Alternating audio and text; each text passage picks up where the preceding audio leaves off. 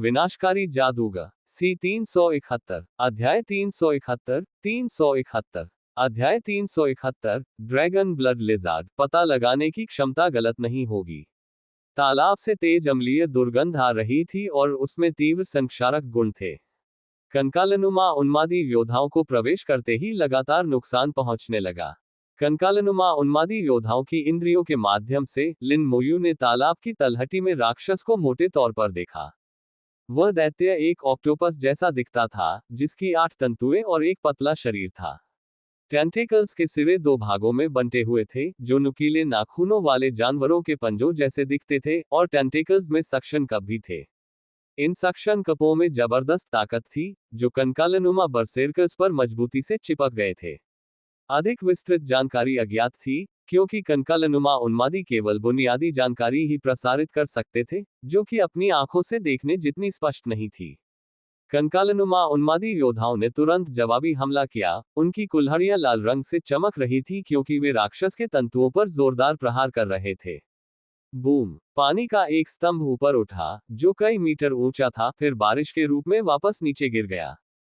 जब पानी का फव्वारा फूटा, तब तक लिन मोयू और डोन फेंग याओ काफी दूर जा चुके थे, क्योंकि पानी इतना दुर्गंधयुक्त था कि उसे सहन करना मुश्किल था। कंकालनुमा योद्धाओं के कौशल ने राक्षस के तनों को टोफू की तरह काट दिया और उन्होंने राक्षस के शरीर पर हमला करना शुरू कर दिया। कंकालनुमा जादूगर तालाब के किनारे तक पहुंच चुके थे और उन्होंने योद्धाओं की दृष्टि का उपयोग करके राक्षस की स्थिति पर निशाना साध लिया। कंकालनुमा जादूगरों के हाथ तेजी से चमक रहे थे और उन्होंने पानी में एक के बाद एक कई कौशल चलाए। लगातार भीषण विस्फोटों की गर्जना होती रही और तालाब का गंदा पानी आसमान में उड़ गया। देखते ही देखते छोटा तालाब खाली हो गया। उसके अंदर छिपा राक्षस बहुत पहले ही टुकड़े टुकड़े हो चुका था। अम्लीय जल बारिश की तरह बरसा। कंकालनुमा उन्मादी योद्धाओं ने राक्षस के सिर को वापस जमीन पर घसीटा और लिन मोयू ने दूर से ही पता लगाने की क्षमता का प्रयोग किया। सड़ा हुआ ऑक्टोपस स्तर 60। फिर भी केवल राक्षस का नाम और स्तर ही दिखाया गया था। यह वास्तव में लेवल 60 का मॉन्स्टर एरिया था। कंकालनुमा उन्मादियों पर इसके द्वारा पहुंचाई गई क्षति को देखते हुए, यह उन 60 स्तर के राक्षसों से भिन्न नहीं था जिनका सामना लिन मोयू ने पहले किया था। एकमात्र अंतर यह था कि इसके हमलों में एक शक्तिशाली लाश विष था। यह शब्द डोनफेंग याओ से सीखा गया था। प्रत्येक हमले से लाश का जहर जमा होता जाएगा। कई हमलों के बाद शरीर में जमा हुआ शव विष काफी अधिक मात्रा में होगा। लाश के जहर से लगातार नुकसान होता रहा और यह नुकसान लंबे समय तक बना रहा। लिन मोयू ने एक बार एक प्रयोग किया था, जिसमें उसने एक कंकालनुमा बर्बर योद्धा को एक 30वें स्तर के निम्न स्तरीय शव से कटवाया था। 10 दिन बाद भी शव में जहर का अंश मौजूद था। इस तरह की दृढ़ता ने लिन मोयू को चौंका दिया। डोन फेंग याओ ने उसे बताया था कि जब तक शव के जहर को बेअसर नहीं किया जाता, तब तक वह बना रहेगा। यह जमा होता रहेगा और स्थायी रूप से मौजूद रहेगा, जिससे शव का जहर बेहद भयानक बन जाता है।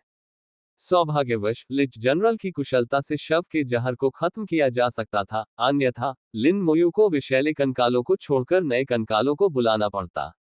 सामने दिख रहे हजारों तालाबों को देखते हुए, लगभग हर तालाब में एक सड़ा हुआ ऑक्टोपस था, जिससे बिना हमले के वहां से गुजरना असंभव था। लिन मोयू को निष्क्रिय रहना कभी पसंद नहीं था। एक विचार के साथ ही सैकड़ों कंकालनुमा जादूगर प्रकट हो गए। कंकालनुमा जादूगरों ने तुरंत तालाबों को उड़ाने के लिए मौलिक विस्फोटों का उपयोग करना शुरू कर दिया, जिससे गंदा पानी सूख गया और सड़े हुए ऑक्टोपस बाहर आ गए। कंकालनुमा बर्बर योद्धा तैयार थे, और जैसे ही सड़े हुए ऑक्टोपस दिखाई दिए, उन्होंने अपनी कुल्हाड़ियों को घुमाया और उन्हें झटपट टुकड़ों में काट डाला।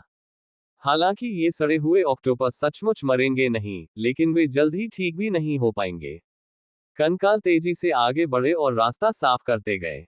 लिन मोयू और डोनफेंग याओ ने साफ किए गए रास्ते का अनुसरण किया और तालाब क्षेत्र से निकलने में उन्हें आधा दिन लग गया। आकाश में रोशनी फैल गई और बिजली की कड़क आसमान में चमकने लगी। आगे एक और तूफान दिखाई दिया और डोनफेंग याओ मुस्कुराई, तुम फिर से बिजली की चपेट में आ सकते हो। लिन मोयू ने तूफान को देखा। लेवल 60 वाले क्षेत्र में तूफान पहले से कहीं अधिक तीव्र था। तूफान के दौरान बड़ी संख्या में राक्षस एकत्रित हो गए थे। लगभग 100 राक्षस एक साथ जमा हो गए थे, और तभी एक विशाल बिजली गिरी। बिजली इतनी भीषण थी कि वह सीधे एक राक्षस पर गिरी। वह दानव मौके पर ही फट गया और उससे निकली भयानक बिजली फैल गई, जिसे अन्य दानवों ने सोख लिया। विस्फोट के बाद वह राक्षस फिर से अपने मूल रूप में आ गया और पहले से भी अधिक शक्तिशाली आभा उत्सर्जित करने लगा। बिजली गिरने के बाद गरजने की जोरदार आवाज उन तक पहुंची, जो इतनी तेज थी कि कान बहरे हो गए और जमीन हिल गई। डोन फेंग याओ कांपते हुए बोला, ये बिजली पहले से कहीं ज्यादा शक्तिशाली लग रही है। लिन मोयू ने हल्के से सिर हिलाते हुए कहा, हाँ वाकई बहुत मजबूत। उसने पहले ही देख लिया था कि बिजली के प्रभाव को साझा करने के लिए इतने सारे राक्षस एक साथ जमा हो गए थे। उत्पत्ति की बिजली उनमें विकास तो ला सकती है, लेकिन साथ ही उन्हें नुकसान भी पहुंचा सकती है। अगर वे इसे सहन नहीं कर पाते तो वे फट जाते और ठीक होने में लंबा समय लगता। लिन मोयू ने रास्ते में इसी तरह की स्थितियों का सामना किया था। लिन मोयू ने सोचा, मुझे उम्मीद नहीं थी कि ये जीव नुकसान को आपस में बांटना सीख जाएंगे। क्या उनमें कमजोर बुद्धि विकसित हुई है या ये सहज प्रवृत्ति है? इन सड़े हुए राक्षसों में मनुष्य, दानव और ड्रैगन शामिल थे। बाहर भयंकर युद्ध करने वाली तीनों जातियां यहां सद्भाव से रह रही थीं। लाश लोक में कोई नस्लीय विभाजन नहीं था, केवल सड़े गले राक्षस थे जो एक ही नस्ल बन गए थे। वे सभी उत्पत्ति की बिजली साझा करते थे, जिससे सभी लाभान्वित होकर शक्तिशाली होते जा रहे थे। फिर वे सब मिलकर लिन मोयू और डोन फेंग याओ की ओर देखने लगे। उन सड़े हुए राक्षसों के लिए जीवित प्राणियों की आभा सूर्य के समान उज्ज्वल थी। 100 से अधिक सड़े हुए राक्षस एक साथ उन पर टूट पड़े। रास्ते में वे सड़े हुए राक्षस इधर उधर बिखर गए थे। 3 या 4 का एक साथ दिखना दुर्लभ था।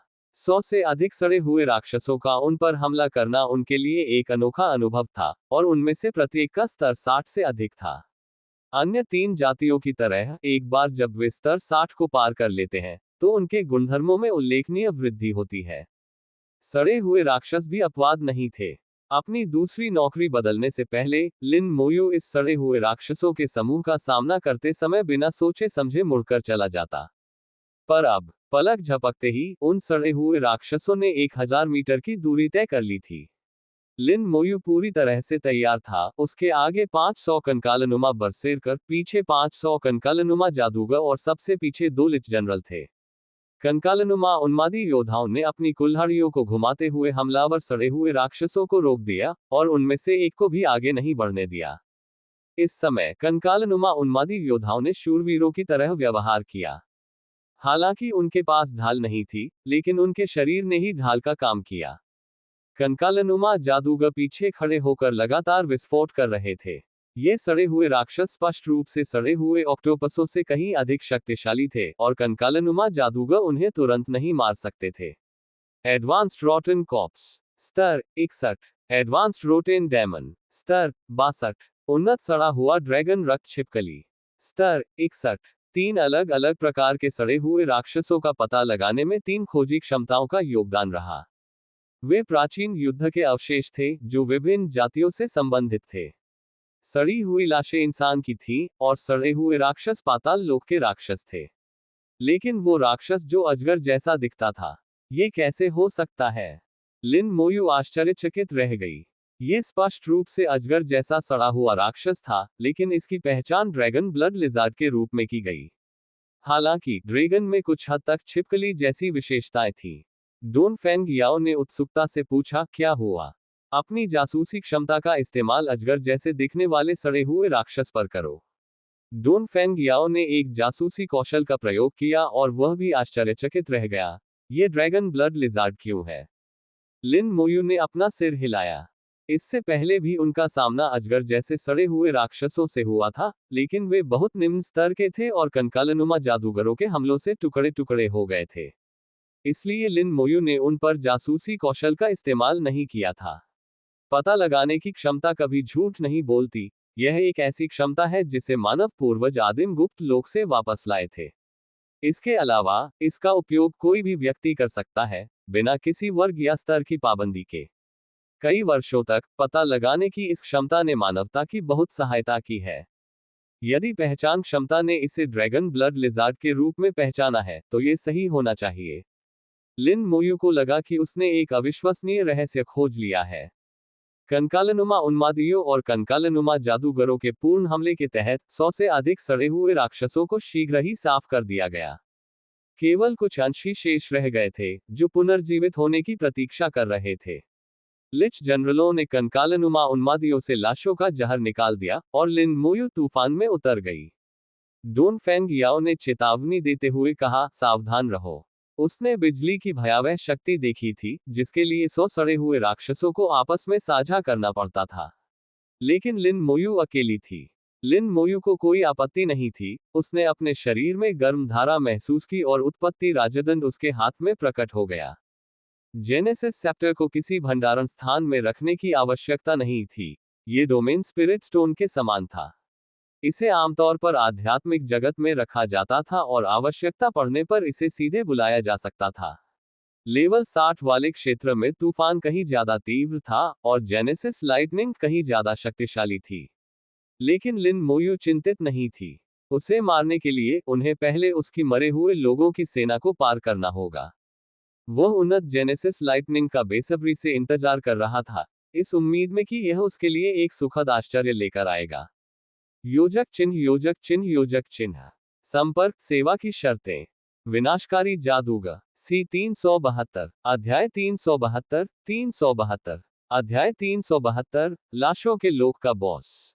मौलिक प्रतिरक्षा पहले ही 75% तक पहुंच चुकी थी और जेनेसिस सेप्टर पहले प्राप्त होने की तुलना में कहीं अधिक चमकदार था। लिन, इससे हल्की सी चमक निकल रही थी, जैसे कोई जेड का टुकड़ा हो। हालांकि जेड के इस टुकड़े में अभी भी कई खामियां थीं और करीब से देखने पर कई दरारें दिखाई दे रही थीं। लिन मोयू ने अनुमान लगाया कि जब ये सभी दरारें गायब हो जाएंगी, तो जेनेसिस सेप्टर पूरी तरह से बहाल हो जाएगा। तब तक उसे पता चल जाएगा कि जेनेसिस सेप्टर कितना शक्तिशाली था। इसकी तुलना सम्राट के राजदंड से की जा सकती है, ये देखने के लिए कि कौन सा अधिक शक्तिशाली है। बिजली के पंख खुल गए और उसने कंकालनुमा कवच उतार दिया और हड्डियों को गला देने वाली हवा और मांस को पिघला देने वाली बारिश के बीच बादलों में घुस गया। पलक झपकते ही भारी मात्रा में बिजली गिरी। जेनेसिस लाइटनिंग प्राप्त हुई। अनुभव जोड़ 2000। जेनेसिस लाइटनिंग प्राप्त हुई। अनुभव जोड़ 2000। तूफान ने लिन मोयू जैसे बाहरी व्यक्ति का स्वागत नहीं किया। लेवल 60 वाले क्षेत्र में जेनेसिस लाइटनिंग कहीं अधिक शक्तिशाली थी। झुनझुनी का एहसास बहुत स्पष्ट था और बड़ी मात्रा में जेनेसिस लाइटनिंग उसके शरीर में प्रवेश कर गई, जिससे गर्म धारा तेजी से बढ़ गई। सीमा तक पहुंचने के बाद यह उत्पत्ति राजदंड में प्रवाहित हो गया। उसी समय लिन मोयू की मरे हुए सैनिकों की सेना को भारी नुकसान हो रहा था। लिन मोयू के चेहरे पर थोड़ा सा भाव बदल गया, उस क्षण में हुआ नुकसान बहुत बड़ा था। बुलावे के स्थान पर ही रुके रहने के कारण कंकाल समय पर ठीक नहीं हो सके। लिन मोयू को बिजली के झटके से होने वाले नुकसान से 75% तक सुरक्षा प्राप्त थी, साथ ही नुकसान में 5 गुना कमी भी थी, यानी कुल मिलाकर 20 गुना नुकसान में कमी। फिर भी इसे सहन करना मुश्किल था। सभी मृत आत्माओं की सेना को एक साथ बुलाया गया और जैसे ही पूरी मृत आत्मा की सेना प्रकट हुई, आकाश से कंकालों की वर्षा होने लगी। 20 लिच जनरलों ने एक साथ अपनी सेना के उपचार कौशल का उपयोग करके खुद को और कंकालों को ठीक किया। बिजली लगातार गिरती रही और इससे उन्हें काफी नुकसान पहुंचा। लिच जनरलों की उपचार गति बहुत तेज थी और यह पूरी सेना के लिए एक समान उपचार था। बिजली गिरने से हुए नुकसान की भरपाई लिच जनरलों की उपचार गति से नहीं हो सकी और लिन मोयू ने एक बार फिर बिजली के हमलों को नजरअंदाज कर दिया।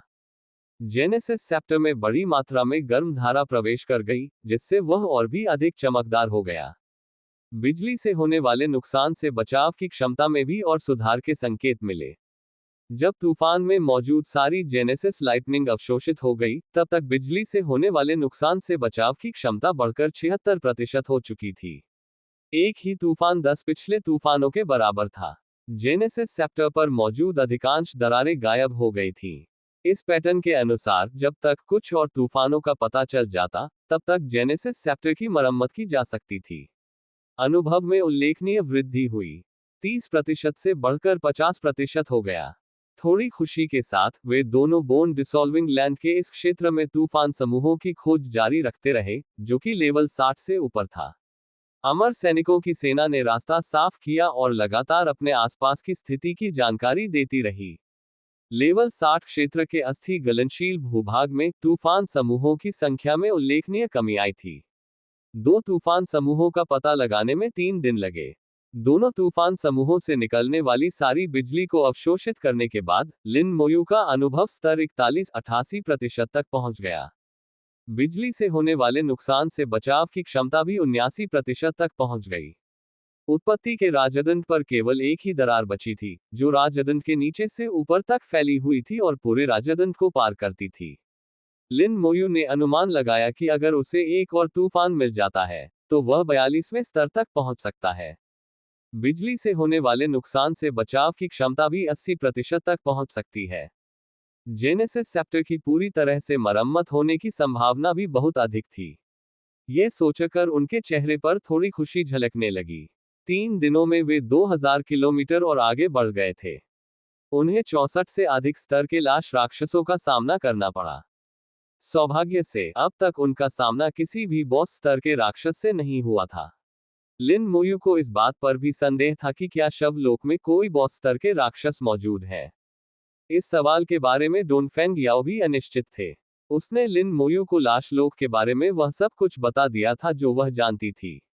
उन दोनों ने पाया कि वे अस्थि गलन भूमि में जितना गहराई तक जाते थे, तूफान उतने ही कम होते जाते थे। अनजाने में ही वातावरण फिर से बदल गया। हड्डियों को गला देने वाली हवा धीरे धीरे तेज होती गई और भयानक संक्षारणकारी झोंकों के साथ बहने लगी। अब लिन मोयू को हर 10 मिनट में कंकाल कवच को फिर से भरना पड़ता था। हवा की आक्रमण शक्ति अत्यंत भयावह हो गई, और जैसे जैसे वे गहराई में जाते गए, हड्डियों को गला देने वाली हवा और भी मजबूत होती गई। कंकालनुमा कवच की सुरक्षा के बिना डोनफेंग याओ यहां 1 मिनट भी जीवित नहीं रह पाता। यहां तक कि लेवल 60 का नाइट भी कुछ मिनट भी नहीं टिक पाएगा। इस वातावरण में जीवित रहने के लिए एक वैद्य को लगातार उनका इलाज करना होगा। न केवल हवा की तीव्रता बढ़ी, बल्कि राक्षसों की संख्या में भी काफी वृद्धि हुई। मार्ग की खोजबीन करते समय मरे हुओं की सेना का सामना बड़ी संख्या में राक्षसों से हुआ। लेवल 60 के बाद प्रत्येक लेवल बढ़ने पर एट्रीब्यूट में उल्लेखनीय वृद्धि होती थी। लेवल 64 के राक्षसों की युद्ध शक्ति लेवल 60 के राक्षसों की तुलना में कम से कम 3 से 4 गुना अधिक थी। कंकालनुमा जादूगरों की मौलिक विस्फोट क्षमता से एक को मारने के लिए 30 से 40 वार की आवश्यकता होती थी।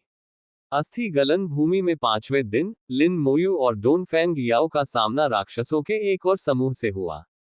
इन राक्षसों की संख्या 300 से अधिक थी, जिनका स्तर 64 और 65 के बीच था। सौभाग्यवश मरे हुए लोगों की सेना ने उन्हें तुरंत खदेड़ दिया। डोनफेंग याओ अभी भी सदमे में थी। अच्छा हुआ कि यह तुम हो। अगर कोई और पेशेवर होता तो उसे भागना पड़ता। लिन मोयू की आवाज शांत थी। स्तर 70 से ऊपर के शीर्ष स्तर के पेशेवरों के लिए इन लाश राक्षसों को खत्म करना बहुत मुश्किल नहीं होगा। वे लंबे समय तक उड़ सकते हैं, और अगर वे जीत नहीं पाते हैं तो वे हमेशा भाग सकते हैं। डोनफेंग याओ ने असहमति जताते हुए कहा, लेकिन अगर आगे 70 से अधिक स्तर के लाश राक्षस हो तो क्या होगा? लिन मोयू का चेहरा भी अधिक गंभीर हो गया। डोनफेंग याओ ने जो कहा, उसके होने की बहुत संभावना थी। यदि उनका सामना 70 स्तर के लाश राक्षसों से होता, और यदि वे उड़ भी सकते। विभिन्न संभावनाओं पर विचार करते हुए लिन मोयू को लगा कि सच्चाई का पता लगाने के लिए उन्हें संघर्ष करना होगा। लेवल 70 के राक्षसों की तुलना सीधे लेवल 70 के पेशेवरों से नहीं की जा सकती। इतनी दूर आने के बाद पीछे मुड़ने का कोई रास्ता नहीं था। उन्हें जो भी राह मिलेगी, वे उसका सामना करेंगे। दूर आसमान अचानक रोशन हो गया। 2 सेकंड बाद उन्हें बिजली कड़कने की आवाज सुनाई दी। लिन मोयू का चेहरा खुशी से चमक उठा। तूफान। वे तुरंत आवाज की दिशा में चल पड़े। उन्हें आखिरी बार तूफान देखे हुए 2 दिन हो चुके थे। जैसे जैसे वे अस्थि गलन भूमि में गहराई तक जाते गए, तूफान कम होते गए। आकाश फिर से उजाला हो गया, जिसके बाद गरजने की आवाज सुनाई दी। आवाज करीब लग रही थी, लेकिन सफर लंबा था। कुछ देर बाद एक भयंकर तूफान नजर आने लगा। यह उनके द्वारा पहले सामना किए गए किसी भी तूफान से कहीं अधिक बड़ा था। तेज हवा के झोंके से कंकालनुमा कवच चरमरा उठा। तूफान के चरम पर हड्डियों को गला देने वाली हवा की शक्ति और भी भयावह थी। लिन मोयू ने अपने आसपास के तूफान समूह पर नजर डाली। अगर वह इस तूफान से सारी उत्पत्ति बिजली को अवशोषित कर लेता, तो वह निश्चित रूप से उन्नत स्तर पर पहुंच जाता और उत्पत्ति राजदंड भी संभवतः बहाल हो जाता। डोन फेंग याओ ने तूफान के केंद्र की ओर इशारा करते हुए कहा, देखो, वह क्या है। तूफान के केंद्र में एक विशालकाय राक्षस जमीन पर खड़ा था। यह 30 मीटर से अधिक ऊंचा था और एक छोटे पहाड़ की तरह सड़ी हुई आभा बिखेर रहा था। उस पर बिजली गिरी और उसका शरीर बिजली से घिर गया, जिसे उसने पूरी तरह से अवशोषित कर लिया। एकदम बॉस। लाशों की दुनिया में वाकई एक बॉस था। हालांकि ये बॉस कुछ अजीब सा दिखता था। उसका सिर इंसान का, पंख दानव के और पूंछ अजगर की थी। शल्कों से ढका हुआ, ये तीनों नस्लों का संकर प्रतीत होता था। डोन फेंग याओ को ये बहुत अजीब लगा, ऐसा राक्षस कैसे हो सकता है। लिन मोयू अज्ञात चीजों को लेकर सतर्क रही। उसने राक्षस पर जासूसी कौशल का प्रयोग किया। हाइब्रिड सड़ा हुआ राक्षस नेता स्तर का राक्षस। स्तर 66। ये वास्तव में एक बॉस था, लेकिन इसमें विशेषताओं का कोई विवरण नहीं था। लिन मोयू को इसके गुणों या क्षमताओं के बारे में कोई जानकारी नहीं थी।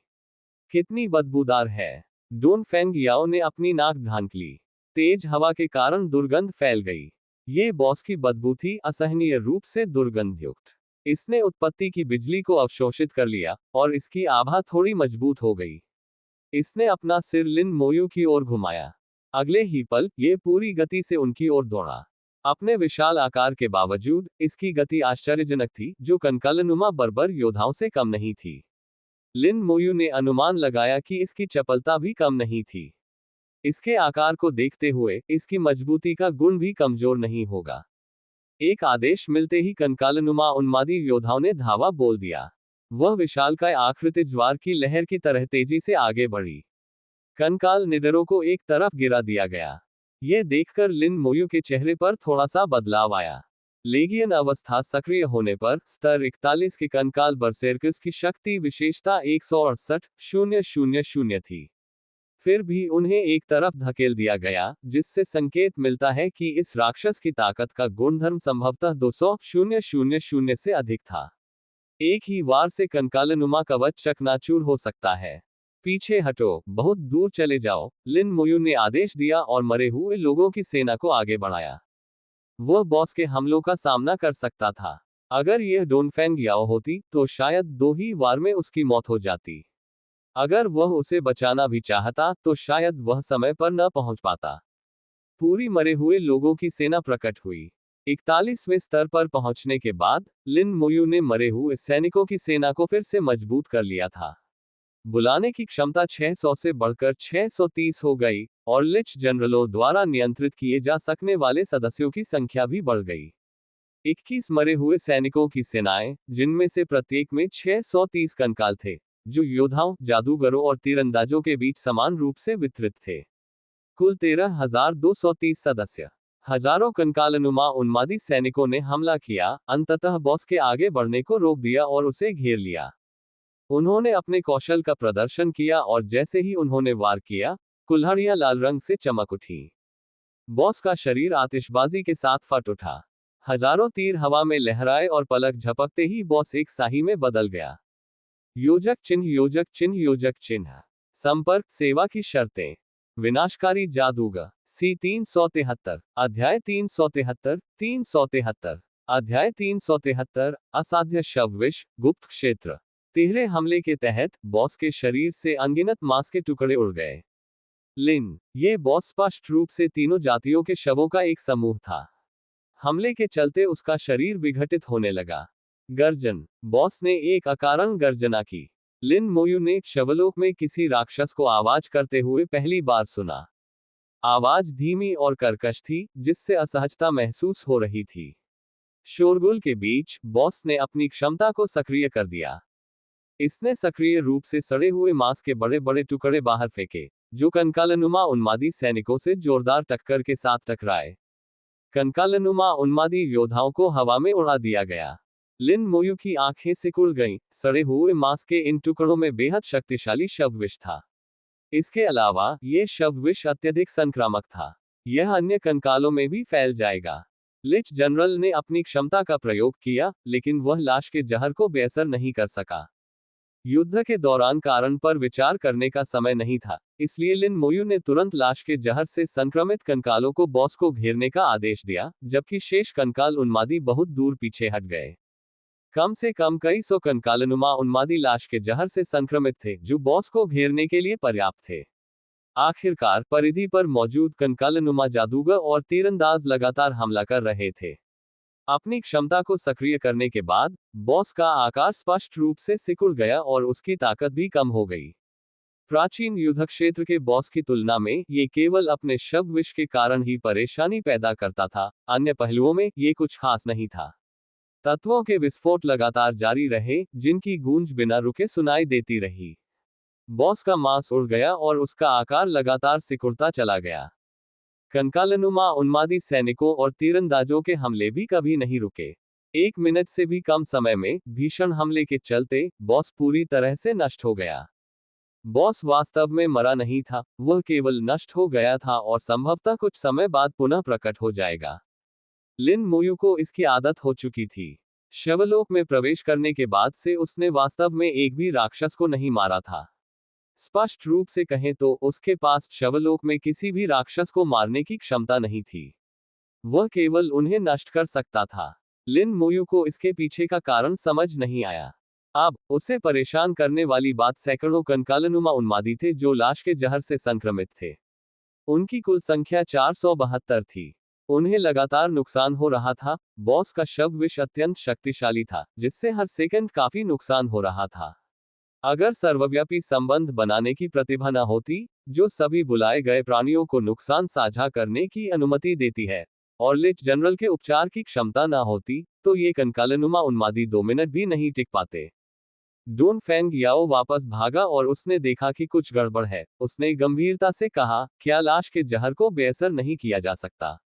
लिन मोयू ने सिर हिलाते हुए कहा, बॉस का शव विष इतना उच्च स्तर का है कि इसे बेअसर नहीं किया जा सकता।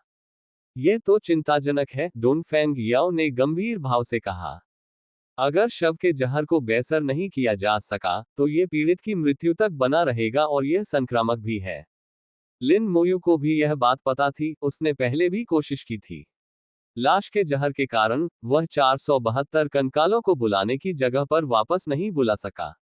वह अन्य कंकालों को भी उनके संपर्क में नहीं आने दे सका। वह खुद भी इन कंकालों के बहुत करीब नहीं जा सका। हालांकि सर्वव्यापी संबंध ने इन कंकालों को मरने से रोक दिया, लेकिन इसका मतलब ये भी था कि बाकी मरे हुए सैनिकों को भी उनके साथ नुकसान साझा करना पड़ा। अंततः उसे शव के जहर की भयावह प्रकृति का एहसास हुआ। इसने उसके फायदे को नुकसान में बदल दिया। डोन फेंग याओ ने चिंता से पूछा, अब हमें क्या करना चाहिए? लिन मोयू ने गहरी सांस ली, हम इससे बाद में निपटेंगे। मैं पहले तूफान में जाऊंगी। उनसे दूर रहना। इसके साथ ही लिन मोयू ने अपने बिजली के पंख फैलाए और तूफानी बादलों में घुस गया। कंकालनुमा कवच हटा दिया गया और उत्पत्ति का राजदंड हाथ में था। उस पर भारी मात्रा में बिजली गिरी और इससे होने वाला भारी नुकसान तुरंत ही मरे हुए लोगों की सेना में फैल गया। लिच जनरल लगातार ठीक हो रहा था। जब तक कंकाल नहीं मरते, लिन मोयू को कोई नुकसान नहीं होगा। तूफान बहुत भीषण था और बिजली गिरने की घटनाएं पहले की तुलना में कहीं अधिक थी। जेनेसिस लाइटनिंग प्राप्त हुई, अनुभव जोड़ 2000। जेनेसिस लाइटनिंग प्राप्त हुई, अनुभव जोड़ 2000। उस पर भारी मात्रा में बिजली गिरी, जिससे उसका अनुभव तेजी से बढ़ गया। महज आधे मिनट में लिन मोयू के शरीर से लेवल अप होने की रोशनी निकलने लगी। जैसे जैसे उसका स्तर बढ़ता गया, उसके शरीर में प्रवाहित गर्म धारा एक बार फिर अपनी सीमा को पार कर गई और जेनेसिस सेप्टर में समाहित हो गई। उत्पत्ति का राजदंड तेजी से चमक उठा और आखिरी दरार पूरी तरह से गायब हो गई। पूरा राजदंड अचानक चकाचौंध भरी रोशनी से जगमगा उठा, जिससे जमीन रोशन हो गई। सफेद रोशनी के बीच लिन मोयू ने एक विशाल जीवंतता, जीवन की सांस का अनुभव किया। जेनेसिस सेप्टर क्षतिग्रस्त। लाइफ कोर का उपयोग करके इसकी मरम्मत की जा सकती है और जेनेसिस सेप्टर को पुनर्स्थापित किया जा सकता है। पता लगाने की क्षमता ने केवल यही जानकारी प्रदान की, ये निर्दिष्ट किए बिना कि कोर कैसा दिखता है या उसे कहां पाया जा सकता है। अभी भी इसका इस्तेमाल नहीं कर पा रहे हो। जेनेसिस सेप्टर किस प्रकार का हथियार है? लिन मोयू ने सोचा। बूम! एक और बिजली गिरी, लेकिन इस बार उसका निशाना लिन मोयू नहीं बल्कि उसके हाथ में मौजूद उत्पत्ति राजदंड था। तूफान में बची हुई बिजली लगभग खत्म हो चुकी थी। जब जेनेसिस सेप्टर की मरम्मत की जा रही थी, तब बची हुई सारी बिजली उसी पर गिरी। जेनेसिस सेप्टर और भी अधिक चमकीला हो गया, और फिर स्थानिक उतार चढ़ाव की लहरें उत्पन्न हुई। लिन मोयू के सामने एक चमकता हुआ दरवाजा प्रकट हुआ। एक रहस्यमय क्षेत्र। लिन मोयू आश्चर्यचकित था, उसे उम्मीद नहीं थी कि जेनेसिस सेप्टर एक गुप्त क्षेत्र को खोल देगा। गुप्त क्षेत्र का द्वार तूफान के भीतर छिपा हुआ था, जो बाहर से अदृश्य था। बिजली के पंखों की अवधि समाप्त होते ही लिन मोयू नीचे उतर आए। इस समय लेवल अप होने की खुशी से वह अभी भी दमक रहा था। डोन फेंग याओ ने मुस्कुराते हुए कहा, फिर से बराबरी हासिल करने के लिए बधाई। लिन मोयू ने जवाब दिया, बस किस्मत अच्छी थी। वे 1 महीने से शवलोक में थे, और 1 महीने में 2 बार स्तर बढ़ाना तेज नहीं था। अपनी बहन के बारे में सोचते हुए, उसने सोचा कि वह अब तक किस स्तर पर पहुंच चुकी होगी। लिन मोयू जानता था कि अगर वह शवलोक में नहीं गिरा होता और कालकोठरी में उपयुक्त कालकोठरियों में अभ्यास कर रहा होता, तो वह अब तक 45वें स्तर या उससे भी ऊपर पहुंच गया होता। डोन फेंग याओ ने पूछा, इन कंकालों का क्या होगा? लिन मोयू ने एक पल सोचा और कहा, मेरे पास उन्हें बर्खास्त करने के अलावा कोई विकल्प नहीं है। लाश के जहर का इलाज न होने के कारण वह केवल कंकालों को हटाकर उन्हें फिर से बुला सकता था। लिन मोयू ने कभी नहीं सोचा था कि सर्वव्यापी संबंध की प्रतिभा प्राप्त करने के बाद भी उसे एक दिन अपने आह्वान को अस्वीकार करना पड़ेगा। उसे ये भी एहसास हुआ कि कोई भी प्रतिभा या कौशल परिपूर्ण नहीं होता, सभी में कुछ न कुछ कमियां होती हैं। एक विचार के साथ ही लाश के जहर से संक्रमित 472 कंकालनुमा उन्मादी एक साथ विघटित हो गए। लाश का जहर जल्दी ही खत्म हो गया। लिन मोयू ने एक एक करके कंकालों को बुलाना शुरू किया, और ठीक समय पर 42वें स्तर पर अपनी मरे हुए सैनिकों की सेना को फिर से भर दिया। बुलाने की क्षमता 30 स्लॉट बढ़कर 660 हो गई। लिच जनरलों की संख्या भी बढ़कर 22 हो गई, जिससे 22 मरे हुए सैनिकों की सेनाएं बन गईं। प्रत्येक मृतजन सेना में 660 कंकाल थे, जो तीनों प्रकारों में समान रूप से वितरित थे। कुल मिलाकर 14,520 कंकाल थे। मृतकों की सेना एक बार फिर मजबूत हो गई। सौभाग्यवश असीमित मानसिक शक्ति के साथ लिन मोयू बहुत जल्दी कंकालों को बुला सकती थी। आधे घंटे से कुछ अधिक समय में ही उसने सभी कंकालों की पुनःपूर्ति कर दी थी। अमर सेना को हटाने के बाद लिन मोयू ने तूफान पर नजर डाली और महसूस किया कि गुप्त क्षेत्र का द्वार अभी भी वहीं मौजूद है। मैं तुम्हें कहीं ले चलूंगी, लिन मोयू ने कहा। डोन फेंग याओ असमंजस में था, मुझे कहीं ले चलो। ये एक शवलोक है, हम और कहां जा सकते हैं? उधर ऊपर। डोन फेंग याओ के कुछ प्रतिक्रिया करने से पहले ही लिन मोयू ने उसका हाथ पकड़ लिया। बिजली के पंख फैल गए, और वे दोनों आकाश में उड़ गए। डोन फेंग याओ को उड़ान भरने का अनुभव था, इसलिए वह घबराए नहीं। हालांकि लिन मोयू द्वारा पकड़े जाने पर वह शर्मा गई और थोड़ा असहज महसूस करने लगी। बिजली के पंख अविश्वसनीय रूप से तेज थे, और वे जल्दी से तूफान तक पहुंच गए और गुप्त क्षेत्र का द्वार देख लिया। डोन फेंग याओ आश्चर्यचकित रह गया, एक गुप्त क्षेत्र? यहाँ गुप्त क्षेत्र कैसे हो सकता है? लिन मोयू ने कोई स्पष्टीकरण नहीं दिया और डोन फेंग याओ को अंदर ले गई। उन्होंने कुछ समय के लिए गुप्त क्षेत्र के संभावित खतरों पर विचार किया। क्या ये शवलोक से भी बदतर हो सकता है? लेवल 60 के क्षेत्र में भी वह सहज था। उच्च स्तरीय क्षेत्रों में क्या होगा? अगर उन्हें लेवल 70 या 80 के शव मिल जाए तो क्या होगा? या फिर ईश्वर स्तरीय शव? हालांकि लिन मोयू आत्मविश्वासी था, लेकिन वह अहंकारी नहीं था। डोन फेंग याओ ने यह उल्लेख नहीं किया था कि शव लोक में ईश्वर स्तरीय शव है या नहीं, लेकिन लिन मोयू ने अनुमान लगाया कि वे अवश्य ही होंगे। अन्यथा डोन फेंग परिवार इस जगह की रखवाली नहीं कर रहा होता। यदि ईश्वर स्तरीय शव न होते, तो कुछ ईश्वर स्तरीय विशेषज्ञ आसानी से शव लोक को साफ कर सकते थे। हालांकि वह लाशों को मार नहीं सका, लेकिन ईश्वर स्तरीय विशेषज्ञों के पास निश्चित रूप से कोई न कोई तरीका होगा। इसके अलावा बॉस के शव विश ने लिन मोयू को यह एहसास दिलाया कि उसका स्तर अभी भी बहुत कम है। अपनी मजबूत क्षमताओं के बावजूद वह उच्च स्तर के शव विश के सामने शक्तिहीन था। इन सब बातों पर विचार करने के बाद लिन मोयू ने गुप्त क्षेत्र में प्रवेश करने का निर्णय लिया। ये लाश लोक से बदतर नहीं हो सकता। योजक चिन्ह योजक चिन्ह योजक चिन्ह। संपर्क सेवा की शर्तें। विनाशकारी जादूगर। सी 374 अध्याय 374 374 अध्याय 374 उत्पत्ति का गुप्त क्षेत्र जीवन की देवी। गर्म धूप खूब चमक रही थी, पक्षी चहचहा रहे थे और फूल खिल रहे थे। लिन मोयू की दुनिया उज्ज्वल गर्मजोशी से भरी और जीवंत थी। अचानक वे घोर अंधेरे, दुर्गंधयुक्त, ठंडे, निर्जीव शवलोक से एक बिल्कुल अलग दुनिया में प्रवेश कर गए। लिन मोयू और डोनफेंग याओ दोनों को ही पहले थोड़ा अजीब सा महसूस हुआ।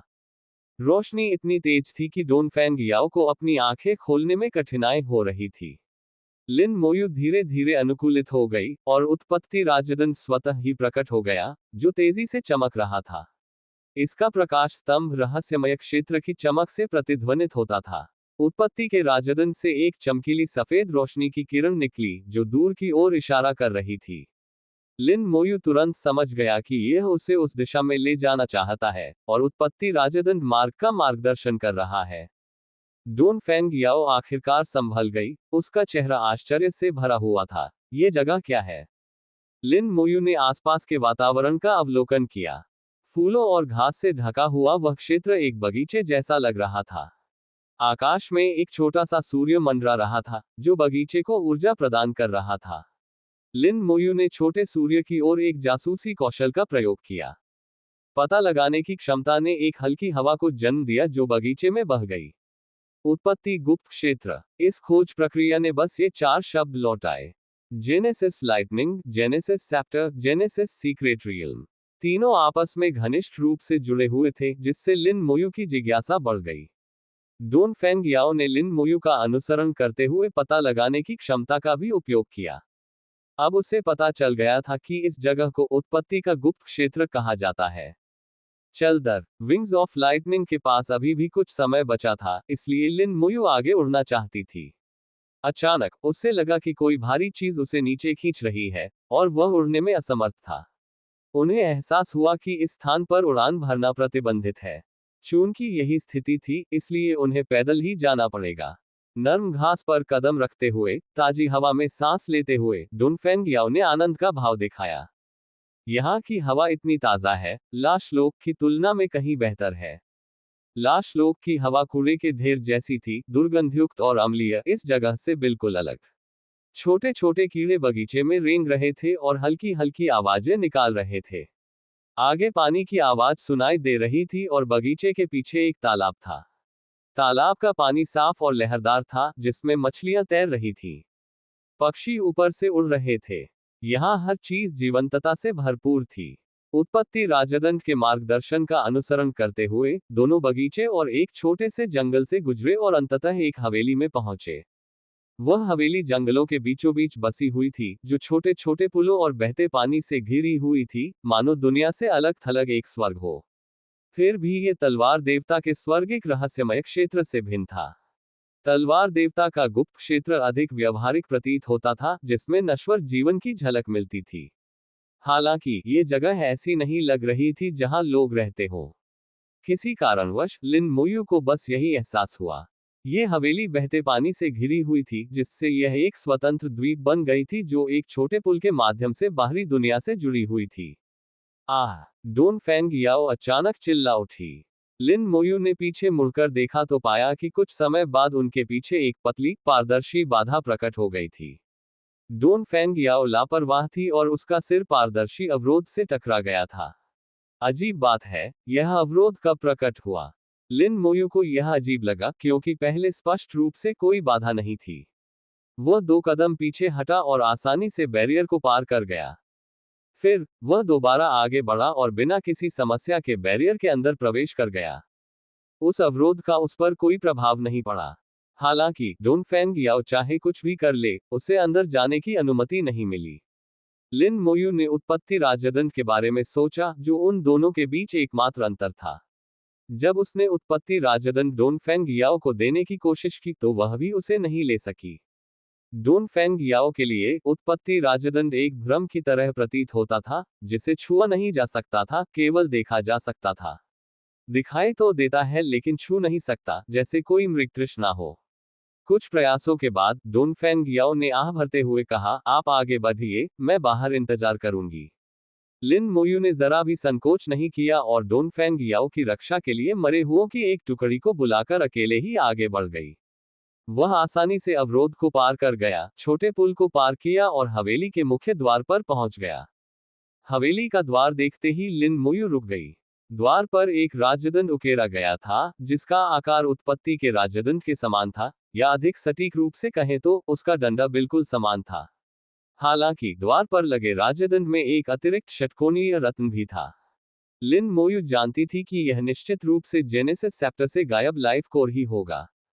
केवल लाइफ कोर प्राप्त करने से ही जेनेसिस सेप्टर पूर्ण हो सकता था। उसने धीरे से दरवाजे को धक्का दिया और हवेली का द्वार अपने आप खुल गया, जिससे लिन मोयू अंदर प्रवेश कर सकी। उसके अंदर जाने के बाद हवेली का द्वार अपने आप बंद हो गया। हवेली का आंतरिक भाग बहुत ही साधारण था, बस एक छोटा सा बगीचा था जिसमें एक भी इमारत नहीं थी। वहां फूल नहीं थे, केवल घास थी। बगीचे के बीचों बीच एक मूर्ति खड़ी थी, जिसका हाथ इस तरह इशारा कर रहा था मानो उसने कुछ पकड़ रखा हो। लिन मोयू ने बगीचे में कई बार चारों ओर देखा लेकिन उसे कुछ भी असामान्य नहीं दिखा, इसलिए वह मूर्ति के पास गया। यह मूर्ति एक महिला की थी, जिसे बेहद खूबसूरती से और सजीवता से दर्शाया गया था। मूर्ति को देखकर ही अंदाजा लगाया जा सकता था कि वह महिला बहुत सुंदर थी। लिन मोयू को इसमें कुछ भी खास नजर नहीं आया, और यहां तक कि उसकी पहचान करने की क्षमता ने भी कोई प्रतिक्रिया नहीं दी। इस दुनिया में पता लगाने की क्षमता हमेशा कुछ न कुछ प्रतिक्रिया प्रदान करेगी, भले ही वह केवल एक नाम ही क्यों न हो। ऐसी वस्तुएं जो पहचान कौशल से कोई प्रतिक्रिया उत्पन्न नहीं करती थीं, वे दुर्लभ थीं। इससे ही यह साबित हो गया कि यह मूर्ति असाधारण थी। उसका निरीक्षण करने के बाद लिन मोयू की नजर मूर्ति के इशारे करते हुए हाथ पर पड़ी। उसने उत्पत्ति का राजदंड निकाला और उसे मूर्ति के हाथ में रख दिया। उत्पत्ति का राजदंड, जिसे डोनफेंग याओ छू नहीं सकता था, मूर्ति के हाथ में सुरक्षित रूप से टिका हुआ था। उत्पत्ति का राजदंड एक चकाचौंध भरी रोशनी बिखेर रहा था, और पूरी मूर्ति चमकने लगी। लिन मोयू ने कुछ कदम पीछे हटते हुए कोई खतरा महसूस नहीं किया, लेकिन फिर भी अपनी सतर्कता बनाए रखी। तेज रोशनी के बीच मूर्ति एक महिला में परिवर्तित हो गई। उसकी शक्ल सूरत किसी आम औरत से अलग नहीं थी। एक सुंदर और पवित्र महिला, इतनी उत्कृष्ट कि शब्दों में उसका वर्णन करना असंभव था।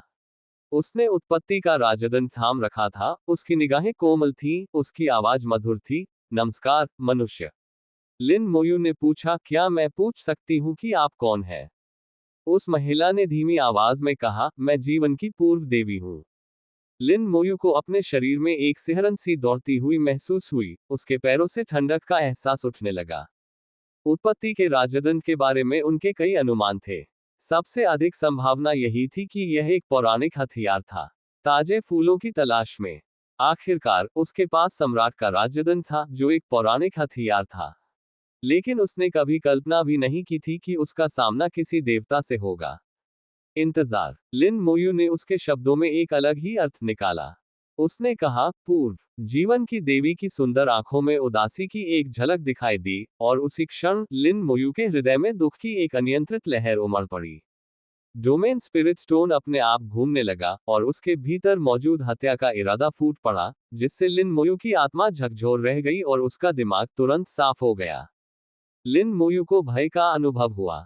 देवता ने कुछ कहा या किया नहीं था, केवल थोड़ी सी भावना व्यक्त की थी, फिर भी वह पहले से ही प्रभावित हो चुका था। क्या देवता सचमुच इतने भयानक होते थे? जीवन की देवी ने क्षमा याचना का भाव दिखाते हुए कहा, मुझे खेद है, मैं एक पल के लिए अपनी भावनाओं पर नियंत्रण नहीं रख सकी। वह धीरे धीरे उस जगह की ओर चली जहां फूल लगाए जाने चाहिए थे।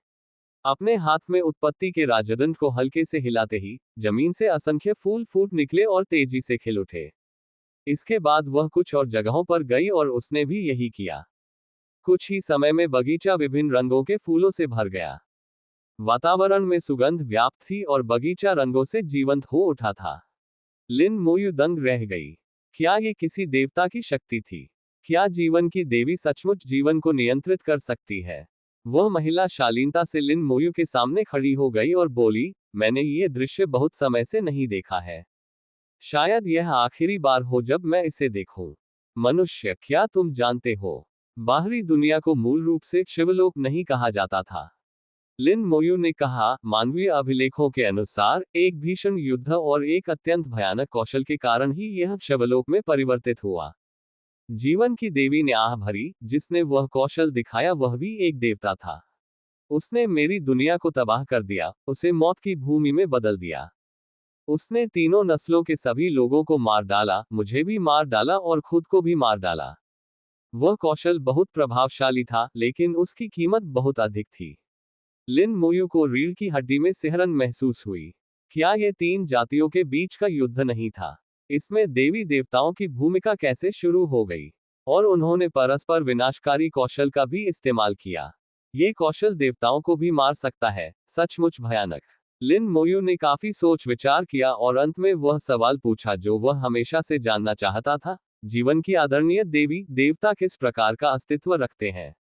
जीवन की देवी ने धीरे से हंसते हुए कहा, छोटे मनुष्य, देवताओं के रहस्य प्रकट नहीं किए जा सकते। तुम धीरे धीरे भविष्य में समझ जाओगे। स्पष्टतः उसका लिन मोयू के प्रश्न का उत्तर देने का कोई इरादा नहीं था। लिन मोयू ने दृढ़ता से पूछा, देवताओं और मानव देव स्तरीय विशेषज्ञों के बीच कौन अधिक शक्तिशाली है? जीवन की देवी हल्के से हंसी, मानो उन्हें लिन मोयू का प्रश्न मनोरंजक लगा हो। मनुष्य देव स्तर, रसातल के दानव राजा, ड्रैगन राजा और हम देवता सभी एक ही स्तर के अस्तित्व हैं। कौन ज्यादा मजबूत है, यह इस बात पर निर्भर करता है कि इस स्तर पर कौन ज्यादा आगे बढ़ चुका है। यह जवाब मेंग एनवेन के पहले दिए गए जवाब से बहुत अलग नहीं था। अंततः ताकत आखिरकार स्वयं पर ही निर्भर करती है। लिन मोयू के मन को थोड़ी राहत मिली। तो देवता उतने शक्तिशाली नहीं थे जितना उसने सोचा था। आप कैसे हैं? लिन मोयू ने अपना दूसरा प्रश्न पूछना जारी रखा। संपर्क सेवा की शर्तें। विनाशकारी जादूगर। सी 375। अध्याय 375। 375। अध्याय 375। उस युद्ध का कारण, निषिद्ध कौशल। जीवन की देवी फिर मुस्कुराई। लिन मोयू को यह स्वीकार करना पड़ा कि उसकी मुस्कान बेहद खूबसूरत थी। उसके जीवन में ऐसी मुस्कान की कोई तुलना नहीं थी। बहुत ही परिपूर्ण, इस दुनिया की महिला जैसी नहीं, एक अवास्तविक भावना के साथ। वह फिर से चलने लगी और एक बगीचे की ओर बढ़ने लगी। इस बार लिन मोयू उसके पीछे गया।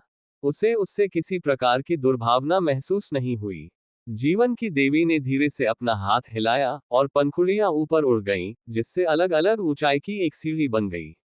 आपकी मानव जाति का ईश्वरीय स्तर इस सीढ़ी की तरह है। हर कदम आगे बढ़ने के साथ वे और मजबूत होते जाते हैं, क्योंकि उनका मानना है कि हर कदम स्वर्ग की ओर बढ़ने जैसा है। एक स्तर का अंतर स्वर्ग और पृथ्वी के बीच के अंतर के समान है। हम देवता 3 स्तरों में विभाजित हैं, निम्न, मध्यम और उच्च। मैं एक उच्च स्तर का देवता हूं, जो लगभग आपकी मानव जाति के 97वें स्तर के देवता विशेषज्ञ के बराबर है। मेंग एनवेन और अन्य दो सभी 95वें स्तर के ईश्वर स्तरीय विशेषज्ञ हैं, जो पहले से ही मानव जाति के शिखर पर हैं। अगर वे तीनों मिलकर भी लड़ें, तो भी शायद वे 97वें स्तर की जीवन देवी को हरा नहीं पाएंगे। ईश्वर स्तर में बहुत बड़ा अंतर होता है, यहाँ तक कि एक स्तर का अंतर भी बहुत बड़ा फर्क ला सकता है। उस समय वह लड़ाई कितनी भीषण रही होगी, इसकी कल्पना करना मुश्किल है। जीवन की इतनी शक्तिशाली देवी की भी हत्या कर दी गई। जीवन की देवी ने एक बार फिर अपना हाथ हिलाया, और बड़ी संख्या में पंखुड़ियां उड़कर निकली, जिनसे विभिन्न आकृतियां बन गईं। कुछ पंखुड़ियों से राक्षस बने, कुछ से अजगर बने और कुछ से मनुष्य बने। इन 3 जातियों के अलावा कई देवता भी थे। उनमें से एक उनके सामने जीवन की देवी थी। जीवन की देवी ने फूलों की पंखुड़ियों का उपयोग करके लिन मोयू के लिए हुए युद्ध का पुनर्मंचन किया। ये युद्ध वास्तव में बेहद भयंकर था, जिसने दुनिया को भी हिलाकर रख दिया था। ये तीनों जातियों और देवताओं के बीच लगभग एक अराजक लड़ाई थी। जीवन की देवी ने कहा, उस युद्ध का मूल कारण वास्तव में यही था। जीवन की देवी ने अपने हाथ में उत्पत्ति का राजदंड उठाया। लिन मोयू अचानक चौंक गई। ये सब जेनेसिस चैप्टर के लिए था। इस छोटे से राजदंड में ऐसी कौन सी शक्ति थी जिससे इतना अराजकता फैल गई? जीवन की देवी ने कहा, युद्ध के प्रारंभ में मैं अभी तक जीवन की देवी नहीं थी। बाद में मुझे उत्पत्ति का राजदंड प्राप्त हुआ और मैं जीवन की देवी बन गई। जब वह बोल रही थी, जीवन की देवी ने लिन मोयू की ओर देखा। लिन मोयू को अचानक उत्पत्ति राजदंड की शक्ति का एहसास हुआ। ये कुछ ऐसा था जो किसी को जीवन की देवी बना सकता था। इस प्रकार के खजाने का मूल्य किसी पौराणिक हथियार के मूल्य से कहीं अधिक था। इसका मूल्य अतुलनीय था। इसमें कोई आश्चर्य की बात नहीं कि इसने एक बड़े युद्ध को जन्म दिया। लिन मोयू ने कहा, यदि कोई देवता राजदंड प्राप्त कर लेता है, तो वह जीवन की देवी बन सकता है। लेकिन इससे मेरी मानव जाति को क्या लाभ होगा? जीवन की देवी मुस्कुराए और बोली, यह मनुष्यों के लिए और भी अधिक उपयोगी है। मनुष्य राजदंड में निहित शक्ति को समझ सकते हैं और देवताओं से भी आगे निकलने का अवसर प्राप्त कर सकते हैं। जीवन की देवी ने धीरे धीरे बोलते हुए उस महान युद्ध के कारण और परिणाम का वर्णन किया। उन्होंने शांत और शालीनता से बात की। लिन मोयू ने ध्यान से सुना और एक बार समझाने के बाद उसे पूरी तरह समझ आ गया। उस समय का वह महान युद्ध एक छोटे से उत्पत्ति राजदंड के कारण ही हुआ था। जीवन की पूर्व देवी गलती से गिर गई थी और अपने पीछे उत्पत्ति का राजदंड छोड़ गई थी। देवताओं के लिए उत्पत्ति का राजदंड प्राप्त करने का अर्थ था जीवन की देवी का पद विरासत में प्राप्त करना और जीवन की नई देवी बनना। देवताओं की दुनिया में भी स्तर होते हैं। जीवन की देवी उच्च स्तरीय देवताओं में शुमार हैं, जो मानव जाति के 97वें स्तर के देवता स्तरीय विशेषज्ञ के समकक्ष है। यदि मानव जाति को जेनेसिस सेप्टर प्राप्त हो जाता है, तो उनके सुपर गॉड स्तर के विशेषज्ञ बनने की उच्च संभावना है। कम से कम आधे स्तर के सुपर गॉड बनने की तो संभावना है ही। राक्षसों के लिए भी यही बात लागू होती है, जिनके पास राक्षस सम्राट बनने का मौका होता है। ड्रैगनों के लिए यह उनकी वंश परंपरा को मजबूत कर सकता है, उन्हें अपने पैतृक मूल की ओर वापस ले जा सकता है और उन्हें ड्रैगन सम्राट बना सकता है। जिस दुनिया को अब शवलोक कहा जाता है, वह मूल रूप से जीवन की देवी की दुनिया थी, जिसे उत्पत्तिलोक भी कहा जाता था, एक ऐसी दुनिया जो जीवन का सृजन कर सकती थी।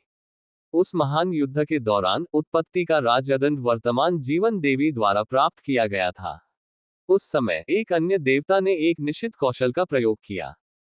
उन्होंने अपनी जान की कीमत पर पूरे उत्पत्ति क्षेत्र को दफना दिया। उन्होंने मूल रूप से जीवंत उत्पत्ति क्षेत्र को वर्तमान शव क्षेत्र में बदल दिया। जीवन की देवी ने अभी अभी अपनी दैवीय विरासत पूरी की थी और एक विनाशकारी आपदा आने से पहले उनके पास किसी भी दैवीय शक्ति का प्रयोग करने का समय नहीं था। उन्होंने उत्पत्ति राजदंड की शक्ति का उपयोग करके पूरी दुनिया के लिए जीवन का एक अंश छोड़ दिया। वह गिर पड़ी और उत्पत्ति का राजदंड 2 भागों में टूट गया। इसका एक हिस्सा जेनेसिस लाइटनिंग बन गया, जबकि लाइफ कोर का पता अज्ञात है। अपनी मृत्यु से पहले उन्होंने अपनी अंतिम इच्छा को जेनेसिस सीक्रेट रियल में विलीन कर दिया। गुप्त लोक के द्वार खोलने की कुंजी जेनेसिस सेप्टर है। जीवन की वर्तमान देवी केवल उनकी अंतिम इच्छा है, आत्मा भी नहीं। कहानी सुनने के बाद लिन मोयू आह भरे बिना नहीं रह सकी। उन्हें इस बात की उम्मीद नहीं थी कि इसका कारण ऐसा होगा। क्या तुम्हें भी लाइफ कोर के ठिकाने का पता नहीं है? लिन मोयू ने पूछा। जीवन की देवी ने पंखुड़ियां बिखेरते हुए कहा, मुझे नहीं पता। अगर तुम्हारा भाग्य है, तो शायद तुम्हें यह मिल जाए। जेनेसिस सेप्टर लाने के लिए धन्यवाद, जिससे मुझे एक बार फिर फूलों को देखने और उनकी सुगंध को महसूस करने का मौका मिला। ठीक है, मैंने वो सब कह दिया जो कहना जरूरी था। मेरा समय आ गया है। अंत में, मैं आपको एक उपहार देना चाहता हूँ।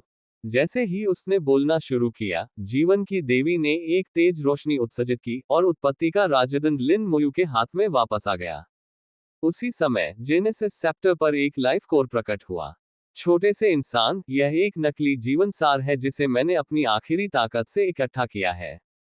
इसके साथ, आपके पास ईश्वर स्तरीय शक्ति का उपयोग करने के 3 मौके हैं, जो आपकी मानव जाति की 90 स्तर की शक्ति के बराबर है। उसके कान में एक आवाज गूंजी, ये जीवन की देवी का उपहार था।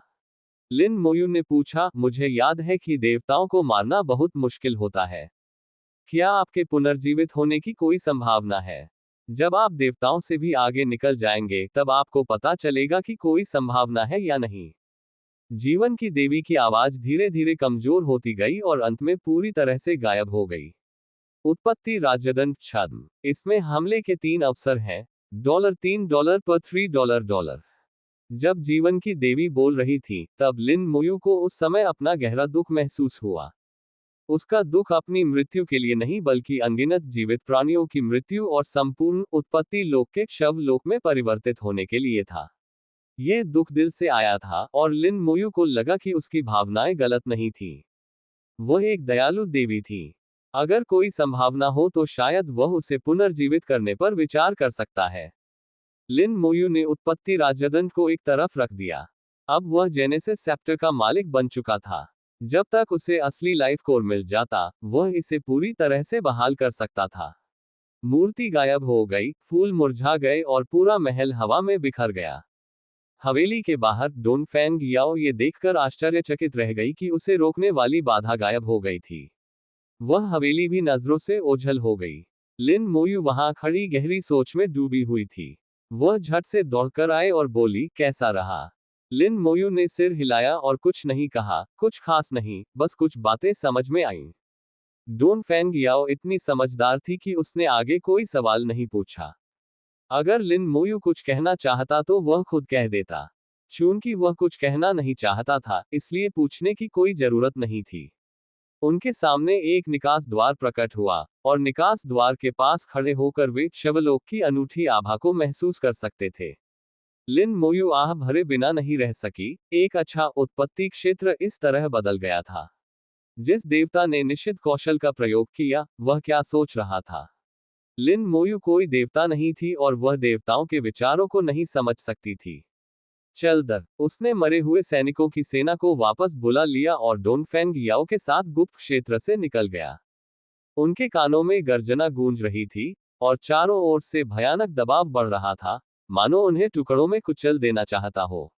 एक विशाल पूंछ तेजी से गुजरी और लिन मोयू को जोरदार टक्कर मारी। कंकालनुमा कवच चमक उठा और पूंछ को रोक दिया, लेकिन साथ ही वह कवच चकनाचूर भी हो गया। फिर एक हथेली ने नीचे की ओर दबाव डाला और लिन मोयू पर जोरदार प्रहार किया। लिन मोयू गतिहीन रही। सारा नुकसान मरे हुए सैनिकों की सेना को स्थानांतरित हो गया। एक विशाल चट्टान हवा में सीटी बजाती हुई आई और डोनफेंग याओ से जा टकराए। चट्टान के टकराने से कंकालनुमा कवच भी चकनाचूर हो गया। एक और विशाल पंजा डोनफेंग याओ पर आ गिरा। लिन मोयू अंततः टेलीपोर्टेशन से उबर गया, और बिना सोचे समझे उसने तुरंत डोनफेंग याओ पर कंकाल कवच डाल दिया। वह कुछ वार तो सह सकता था, लेकिन डोनफेंग याओ नहीं सह सकता था।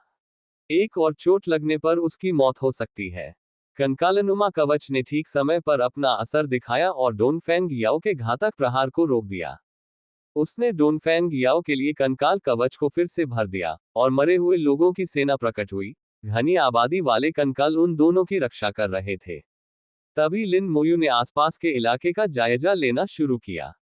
वे एक घाटी में थे, जो तलवारों की तरह दिखने वाली 6 विशाल चोटियों से घिरी हुई थी। इलाके को देखकर लिन मोयू चौंक गई। ये तो मध्य क्षेत्र है। जीवन की देवी द्वारा किए गए प्रदर्शन में शवलोक के केंद्रीय क्षेत्र में महान युद्ध हुआ। केंद्रीय क्षेत्र की सबसे विशिष्ट विशेषता 6 चोटियां हैं। ये 6 शिखर पूरी दुनिया से एकीकृत हैं, अविश्वसनीय रूप से मजबूत हैं, यहां तक कि उस समय के महान युद्ध भी इन्हें नष्ट नहीं कर सके। इन 6 चोटियों से घिरा क्षेत्र विश्व का केंद्र है। अरे, हम यहाँ कैसे आ गए? डोनफेंग याओ आखिरकार जाग उठी। लिन मोयू ने उसकी बात अनसुनी कर दी, जल्दी से आसपास का जायजा लिया और आखिरकार एक छिपी हुई जगह पर एक अवरोध पाया। क्या ये वहां है? लिन मोयू ने जल्दबाजी में पूछा। इसी क्षण एक और हमला हुआ। यह एक विशालकाय अजगर की पूंछ थी, एक सड़ी हुई अजगर की पूंछ। एक ही झटके में हजारों कंकाल हवा में उड़ गए, बारिश की बूंदों की तरह गिरने लगे। अमर सैनिकों की सेना बुरी तरह क्षतिग्रस्त हो गई थी, और 22 लिच जनरलों ने हड़बड़ी में खुद को ठीक करने की कोशिश की। डोनफेंग याओ समय पर प्रतिक्रिया नहीं दे पाए। लिन मोयू ने उसे खींचते हुए बैरियर की ओर इशारा किया और फिर से जल्दबाजी में पूछा, क्या वह निकास द्वार है? योजक चिन्ह, योजक चिन्ह, योजक चिन्ह। संपर्क, सेवा की शर्तें। विनाशकारी जादूगर। सी 376। अध्याय 376। 376। अध्याय 376। 1 मिनट में जीवन या मृत्यु का फैसला। हमले एक के बाद एक लहर की तरह आते रहे, हर एक में भयावह शक्ति थी। लिन, मरे हुए सैनिकों की सेना लगभग पूरी तरह से तितर-बितर होकर अव्यवस्था में बदल गई थी। यदि सर्वव्यापी संबंध न होता, तो हमला किए गए कंकाल कब के मर चुके होते। अब वे किसी तरह अपना अस्तित्व बनाए रखने के लिए केवल लिच जनरलों से मिलने वाले निरंतर उपचार पर ही निर्भर थे। लिन मोयू ने अभी तक दुश्मन का चेहरा भी नहीं देखा था। लिन मोयू के बार बार आग्रह करने पर डोन फेंग याओ ने अपनी याददाश्त की पुष्टि करते हुए कहा, हाँ, उस दीवार पर हमारे परिवार का निशान है। क्या वह मार्ग, जिसका आपने उल्लेख किया था, शवलोक छोड़ने के लिए है? लिन मोयू ने पूछना जारी रखा और अंततः पुष्टि की।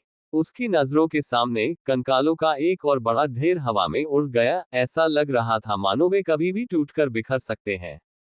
उन पर उपचार की रोशनी लगातार चमकती रही। डोन फेंग याओ ने वर्तमान परिवेश का अवलोकन किया, ध्यानपूर्वक तुलना की और सोचा, और अंत में पुष्टि की, हाँ, ये वहां है। चल दर। बिना कुछ और कहे, लिन मोयू ने डोन फेंग याओ को पकड़ा, अपने बिजली के पंख फैलाए और बैरियर की ओर तेजी से बढ़ गया। गति पल भर में अपनी चरम सीमा पर पहुंच गई, बिल्कुल बिजली की चमक की तरह। आधे सेकंड से भी कम समय में उन्होंने कई 100 मीटर की दूरी तय कर ली। मृतकों की सेना उनके चारों ओर फिर से प्रकट हुई और तुरंत उन्हें घेर लिया। उस आधे सेकंड में, लिन मुयू ने आखिरकार हमलावरों को देख लिया। वहां सिर्फ एक नहीं था, बल्कि कई थे। उनमें से एक अजगर की लाश जैसा राक्षस था। उसकी एक अजगर जैसी पूंछ थी जो 100 मीटर से भी अधिक लंबी थी, और उसका शरीर जमीन पर नहीं बल्कि पहाड़ की चोटी पर था।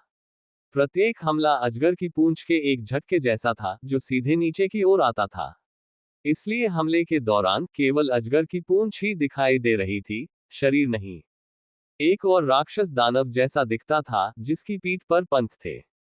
लेकिन उसका केवल एक ही पंख था, और वह इतना सड़ चुका था कि उसका केवल ढांचा ही बचा था। इसकी हथेली लगातार मरे हुए सैनिकों की सेना पर थप्पड़ मार रही थी, साथ ही यह अंतरिक्ष को भी भेदने में सक्षम थी और सैकड़ों मीटर दूर से मरे हुए सैनिकों की सेना पर हमला कर रही थी। लिन मोयू उनके स्तर का निर्धारण नहीं कर सका, लेकिन उसे यकीन था कि वे कम से कम 80वें स्तर से ऊपर थे। जैसे ही वे बैरियर वाले प्रवेश द्वार पर पहुंचे, लिन मोयू चौंक गई। 6 पर्वत शिखरों से भयावह आभाएं उठ रही थीं। पहाड़ों की चोटियों से लाल रंग की आंखों की जोड़ियां चमक उठी। अगले ही पल, चोटियों से परछाइयां उड़ने लगी। लिन मोयू के चेहरे के भाव में अचानक बड़ा बदलाव आया और उसने अपना हाथ बैरियर पर दबा दिया। उसका शरीर धीरे धीरे अवरोध के भीतर प्रवेश कर गया, और अवरोध ने उसे रोका नहीं, वह उससे होकर गुजर सका। लेकिन गुजरने की गति बेहद धीमी थी, इतनी धीमी कि वहां से निकलने में कम से कम 5 मिनट लग जाते। तब तक वह आधे रास्ते में ही फंस जाएगा, जिससे आगे बढ़ना या पीछे हटना बेहद मुश्किल हो जाएगा। डोन फेंग याओ ने कहा, मैं अवरोध को खोल सकता हूं। लिन मोयू ने तुरंत अपना हाथ पीछे खींच लिया और कहा, जल्दी से इसे खोलो। डोन फेंग याओ पहले से ही ऐसा कर रही थी, लगातार डोन फेंग परिवार के अनूठे चिन्हों को अवरोध की ओर भेज रही थी। डोन फेंग याओ, लिन मोयू से भी ज्यादा चिंतित थी, मुझे थोड़ा समय दीजिए। कितनी देर? डोन फेंग याओ ने कहा, 1 मिनट। ठीक है। कोई फालतू शब्द नहीं, बस 1 मिनट। क्या वे उस 1 मिनट को खरीद सकते थे, यह एक अलग बात थी। 6 पर्वतीय चोटियों पर मनराती परछाइयां पहले से ही मरे हुए लोगों की सेना की ओर झपट रही थी। प्रत्येक परछाई का स्तर कम से कम 80 था। वे सभी महान युद्ध के शक्तिशाली प्राणी थे, जो निषिद्ध कौशल द्वारा मारे गए और अंततः शवों में परिवर्तित हो गए। हालांकि वे शव बन गए, लेकिन उनकी उस समय की अधिकांश शक्ति बरकरार रही। कम से कम, लिन मुयू अभी उनसे निपट नहीं सकती थी। अमर सैनिकों की सेना पर भरोसा करते हुए, लिन मुयू केवल कुछ समय के लिए स्थिति को टाल सकता था, लेकिन उसे यकीन नहीं था कि वह कब तक स्थिति को टाल पाएगा। ये भयानक प्राणी, जो लाशों में बदल चुके थे, उनमें जीवन नहीं था, उन्हें मारा नहीं जा सकता था, उन पर किसी भी तरह का श्राप नहीं पड़ता था और उनकी कोई आत्मा नहीं थी। लिन मोयू ये समझ नहीं पा रही थी कि वे किस प्रकार के प्राणी थे, ये बहुत ही भयावह था। उनकी कई क्षमताएं बेकार हो गईं। आकाश में अंधेरा छा गया और सिर के ऊपर एक परछाई मंडरा रही थी। उसने गर्म सांस छोड़ी, और कंकालों पर आग की लपटें उठने लगी। ड्रैगन जाति, ड्रैगन की सांस। लिन मोयू की आंखें तन गईं, उसने उस परछाई को ड्रैगन जाति के रूप में पहचान लिया। ड्रैगन ब्रीथ उसकी जीवित अवस्था में एक क्षमता थी, और शव बनने के बाद भी यह क्षमता बरकरार रही। और यह और भी भयावह हो गया। अजगर की सांस में प्रचंड शव विष था, जो कंकालों को विषैला बना रहा था। कंकालों ने जवाबी हमला शुरू कर दिया, और परछाई पर मौलिक विस्फोट चमक उठे। तीर आकाश को भेदते हुए उसके शरीर से टकराए और एक जोरदार आवाज हुई। इसकी रक्षा प्रणाली बहुत मजबूत थी, न तो प्राकृतिक विस्फोट और न ही निशानेबाजों के तीर इसे कोई खास नुकसान पहुंचा सके। वह परछाई लगातार अजगर की सांसें उगलती रही और जमीन बुरी तरह कांप उठी। एक और भयावह शव पहुंचा। ये 100 मीटर से भी अधिक ऊंचा था, और अंधेरी दुनिया में इसका पूरा स्वरूप दिखाई नहीं दे रहा था। इसकी आकृति देखकर लिन मोयू ने इसे पाताल लोक का दानव बताया। वह ये नहीं बता सकता था कि वह एक उच्च कोटि का दानव था या दानवों का राजा। उसके हाथ जमीन पर जोर से पड़े, जिससे एक जबरदस्त झटका लगा और अनगिनत कंकाल हवा में उड़ गए। फिर जमीन से अनगिनत लाल धागे निकले और कंकालों के चारों ओर लिपट गए। कंकाल हवा में ही फट गए और टुकड़े टुकड़े हो गए। लिन मोयू को ठंडक महसूस हुई, ये कंकाल सचमुच मृत थे। विरोधी के हमले के आगे उनकी प्रतिभा बेकार साबित हुई। लिन मोयू को अचानक एहसास हुआ कि उसकी प्रतिभा सर्वशक्तिमान नहीं है। उसमें प्रतिभा थी, और दूसरों में भी हो सकती है, और कुछ प्रतिभाएं ऐसे प्रभाव पैदा कर सकती हैं। विरोधी लगातार जमीन पर वार करता रहा, जिससे कंकालों का एक एक समूह नष्ट होता चला गया। लड़ाई शुरू होने से लेकर अब तक केवल 5 सेकंड ही बीते हैं, और विरोधी के हमले में कम से कम 1000 कंकाल मारे जा चुके हैं। बचे हुए सभी बुरी तरह घायल थे। अगर लिच जनरलों की त्वरित उपचार क्षमता न होती, तो मरे हुए लोगों की सेना इन 5 सेकंडों में ही खत्म हो सकती थी। लेकिन जैसे जैसे कंकालों की संख्या कम होती गई, उनके टिके रहने का समय भी अनिवार्य रूप से कम होता गया। 1 मिनट भी वे टिक नहीं पाए। लिन मोयू ने अपने दांत भींचे, और उसका हाथ अचानक गर्म हो गया, जिससे तेज रोशनी फूट पड़ी। लंबे समय से अप्रयुक्त स्ट्रॉन्ग सोल्जर कौशल को फिर से सक्रिय कर दिया गया। ये लिन मोयू का सबसे शक्तिशाली कौशल था, उसका तुरुप का पत्ता। शक्तिशाली सिपाही 30 सेकंड के लिए स्वयं और बुलाए गए प्राणियों के सभी बुनियादी गुण 200% बढ़ जाते हैं, और किए गए सभी नुकसान 500% बढ़ जाते हैं। कूलडाउन समय 1 घंटा। स्ट्रॉन्ग सोल्जर स्किल का सबसे मजबूत पहलू ये था कि यह बुनियादी गुणों को बढ़ाता था, और प्रतिभा संवर्धन के बाद भी यह वृद्धि जारी रहती थी। लिच जनरलों के संवर्धन कौशल इन बुनियादी गुणों को और भी अधिक बढ़ावा देते थे। इन दोहरे प्रभावों के तहत कंकालों के गुण अपने चरम पर पहुंच गए।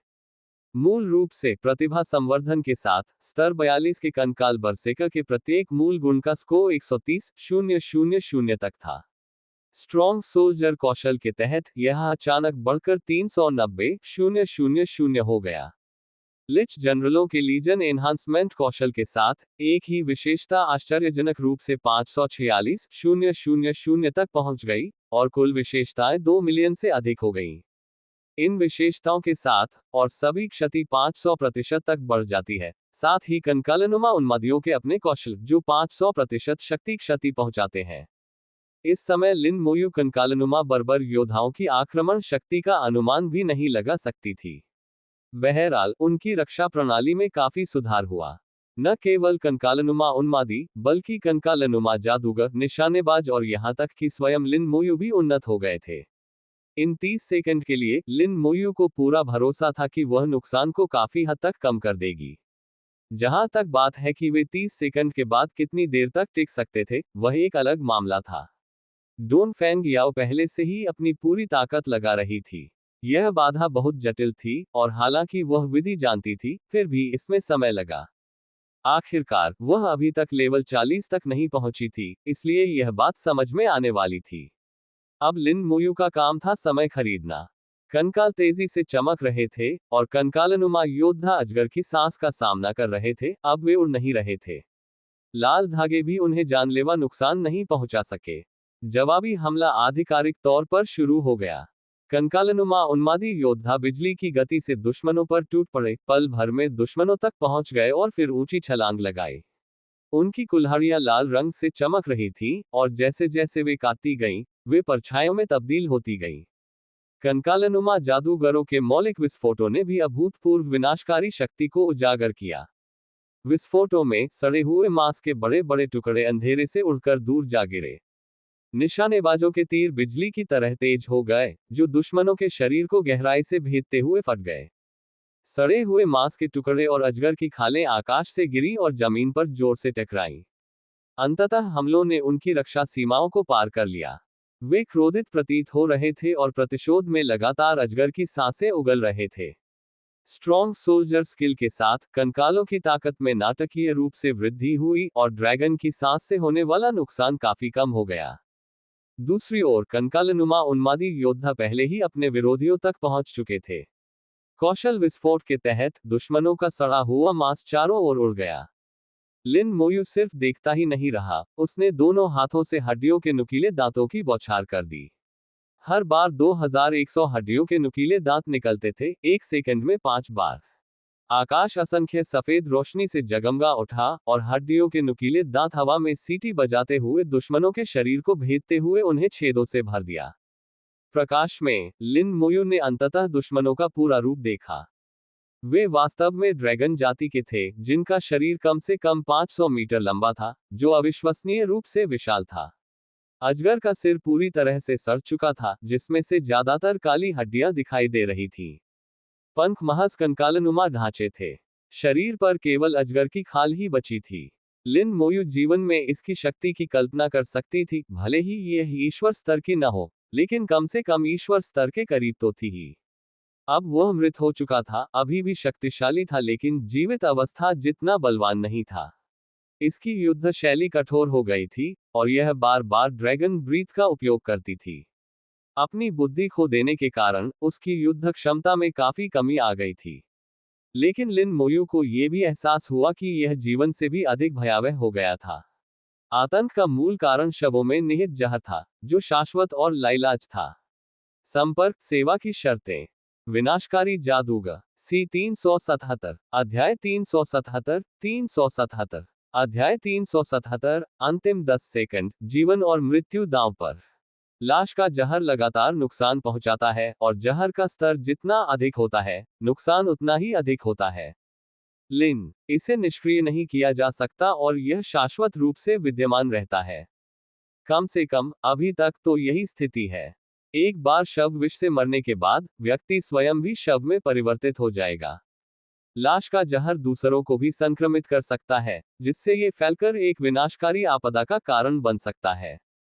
सौभाग्यवश शवलोक सीलबंद है और अंदर मौजूद शव बाहर नहीं निकल सकते। बाहर निकलने का एकमात्र रास्ता डोनफेंग परिवार द्वारा संरक्षित अवरोध है। इस अवरोध को केवल डोनफेंग परिवार ही खोल सकता है। अन्य मनुष्यों को प्रवेश करने में समय लगता है, लेकिन इन शक्तिशाली लाशों की घेराबंदी में समय का कोई अस्तित्व नहीं है। पर्वत की चोटियों में से एक भयावह आभा निकली और तुरंत नीचे उतर गई। लिन मोयू का चेहरा गंभीर था, ये चेहरा उससे भी अधिक दृढ़ प्रतीत हो रहा था। उसने एक छड़ी उठाए और उसे आसमान से नीचे पटक दिया। एक जोरदार धमाके के साथ जमीन फट गई, और उस भयानक शक्ति ने कंकालों को आसमान में उड़ा दिया। छड़ी हवा में घूमती हुई सैकड़ों मीटर लंबी छाया का निर्माण कर गई। कंकाल हवा में ही उड़ गए और सैकड़ों मीटर दूर पहाड़ों की चोटियों से टकरा गए। पर्वत की चोटियां कांप उठी, जिससे भीतर दबे हुए और भी शव हिल गए। रक्त की तरह लाल आंखों की जोड़ियां चमक उठी और भयानक आभाओं की लहरें उठने लगी। लिन मोयू भयभीत हो गई, वहां कितने शव थे। उसने जिन आभाओं को महसूस किया, उनसे ही संकेत मिला कि स्तर 80 से ऊपर कम से कम 100 शव मौजूद थे। लिन मोयू को यकीन नहीं था कि वह अंत तक टिक पाएगा या नहीं। लिन मोयू ये जानती थी कि पहाड़ों की चोटियों पर बहकर गए कंकालों के दोबारा बाहर आने की संभावना नहीं थी। कंकालनुमा जादूगरों और कंकालनुमा तीरंदाजों ने तुरंत सहायता प्रदान की। कंकालनुमा उन्मादी सैनिक भी आगे बढ़े। इसके शरीर पर मौलिक विस्फोट हुए, जिससे एक शानदार दृश्य उत्पन्न हुआ। कंकालनुमा उन्मादी योद्धाओं ने अपनी विशाल कुल्हाड़ियों से उस पर वार किया। हड्डियों के नुकीले दांत हवा में सीटी बजाते हुए सुनाई दिए। उसने अपनी छड़ी घुमाई, जिससे आकाश में अनगिनत छड़ियों की परछाइयां बन गईं।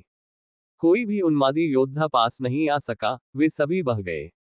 प्रकाश में लिन मोयू को अंततः सब कुछ स्पष्ट रूप से दिखाई देने लगा। यह एक ताकतवर इंसान का शरीर था, हालांकि वह पहले से ही क्षत विक्षत था, फिर भी पहचानने योग्य था। इसकी युद्ध शक्ति बहुत अधिक थी, जो स्पष्ट रूप से पिछले ड्रैगन और दानव से कहीं अधिक थी। शक्तिशाली सैनिक राज्य में भी कंकाल उनका मुकाबला नहीं कर सके। लिन मोयू को तो ये भी संदेह था कि ये देवत्व स्तर तक पहुंच चुका है। कितना मजबूत। लिन मोयू का चेहरा बेहद गंभीर था। कंकालनुमा उन्मादी योद्धा यथासंभव देरी करने की कोशिश करते हुए समूहों में ऊपर चढ़ने लगे। कोई भी चीज उस छड़ी के प्रहार का सामना नहीं कर सकी। लिन मोयू को एक विचार आया और एक लिच जनरल मोर्चे की ओर दौड़ा। हालांकि लिच जनरल के पास कोई आक्रमण शक्ति नहीं थी, लेकिन लिन मोयू के सभी समन में इसकी शारीरिक रक्षा सबसे अधिक थी। इसका मूल संविधान 270,000 जितना उच्च था और मजबूत सैनिक कौशल और इसके स्वयं के संवर्धन के साथ इसका संविधान गुण 1.1 मिलियन से अधिक हो गया। अगर कोई इस लाठी चलाने वाले शव के हमलों का सामना कर सकता था, तो वह लिच जनरल ही था। लिच जनरल तेजी से आगे बढ़ा और छड़ी का सक्रियता से सामना किया। एक जोरदार धमाके के साथ छड़ी उस पर लगी, जिससे लिच जनरल बुरी तरह घायल हो गया। लेकिन इसने पीछे हटने के बजाय हमले को सहन किया। अन्य 21 लिच जनरल तेजी से उसका इलाज कर रहे थे, जिससे वह जल्दी ठीक हो गया। यह देखकर लिन मोयू ने तुरंत लाठी लिए हुए शव पर हमला करना छोड़ दिया और लिच जनरल को उसे रोकने के लिए कहा। लिच जनरल एक मांस की ढाल बन गया, जिस पर लगातार हमले होते रहे। यह मुकाबला 20 सेकंड तक चला। 2000 से अधिक कंकाल खो गए थे। मजबूत सैन्य कौशल के बिना वे इतने लंबे समय तक टिक नहीं पाते। उस शक्तिशाली सैनिक के पास 15 सेकंड बचे थे। मुझे 15 सेकंड में 2 को मार गिराना होगा। अगर वह शुरुआती ड्रैगन और दानव के शव को 15 सेकंड में नष्ट नहीं कर सका, और बाद में और भी शव आने वाले थे, तो बेहतर यही होगा कि वह आत्महत्या कर ले। लिन मोयू ने स्वयं को दृढ़ किया और कंकालनुमा योद्धाओं को दानव को रोकने का आदेश दिया, तथा लिच जनरल को लाठीधारी शव को रोकने के लिए कहा। शेष सभी कंकालनुमा जादूगरों और कंकालनुमा तीरंदाजों ने एक साथ अजगर के शव पर हमला कर दिया। उसने स्वयं भी विश्राम नहीं किया और अपनी पूरी शक्ति से अजगर के शव पर हड्डियों के नुकीले दांत दागे। वह सबसे कमजोर लग रहा था, इसलिए उसने सबसे पहले उसी को निशाना बनाया।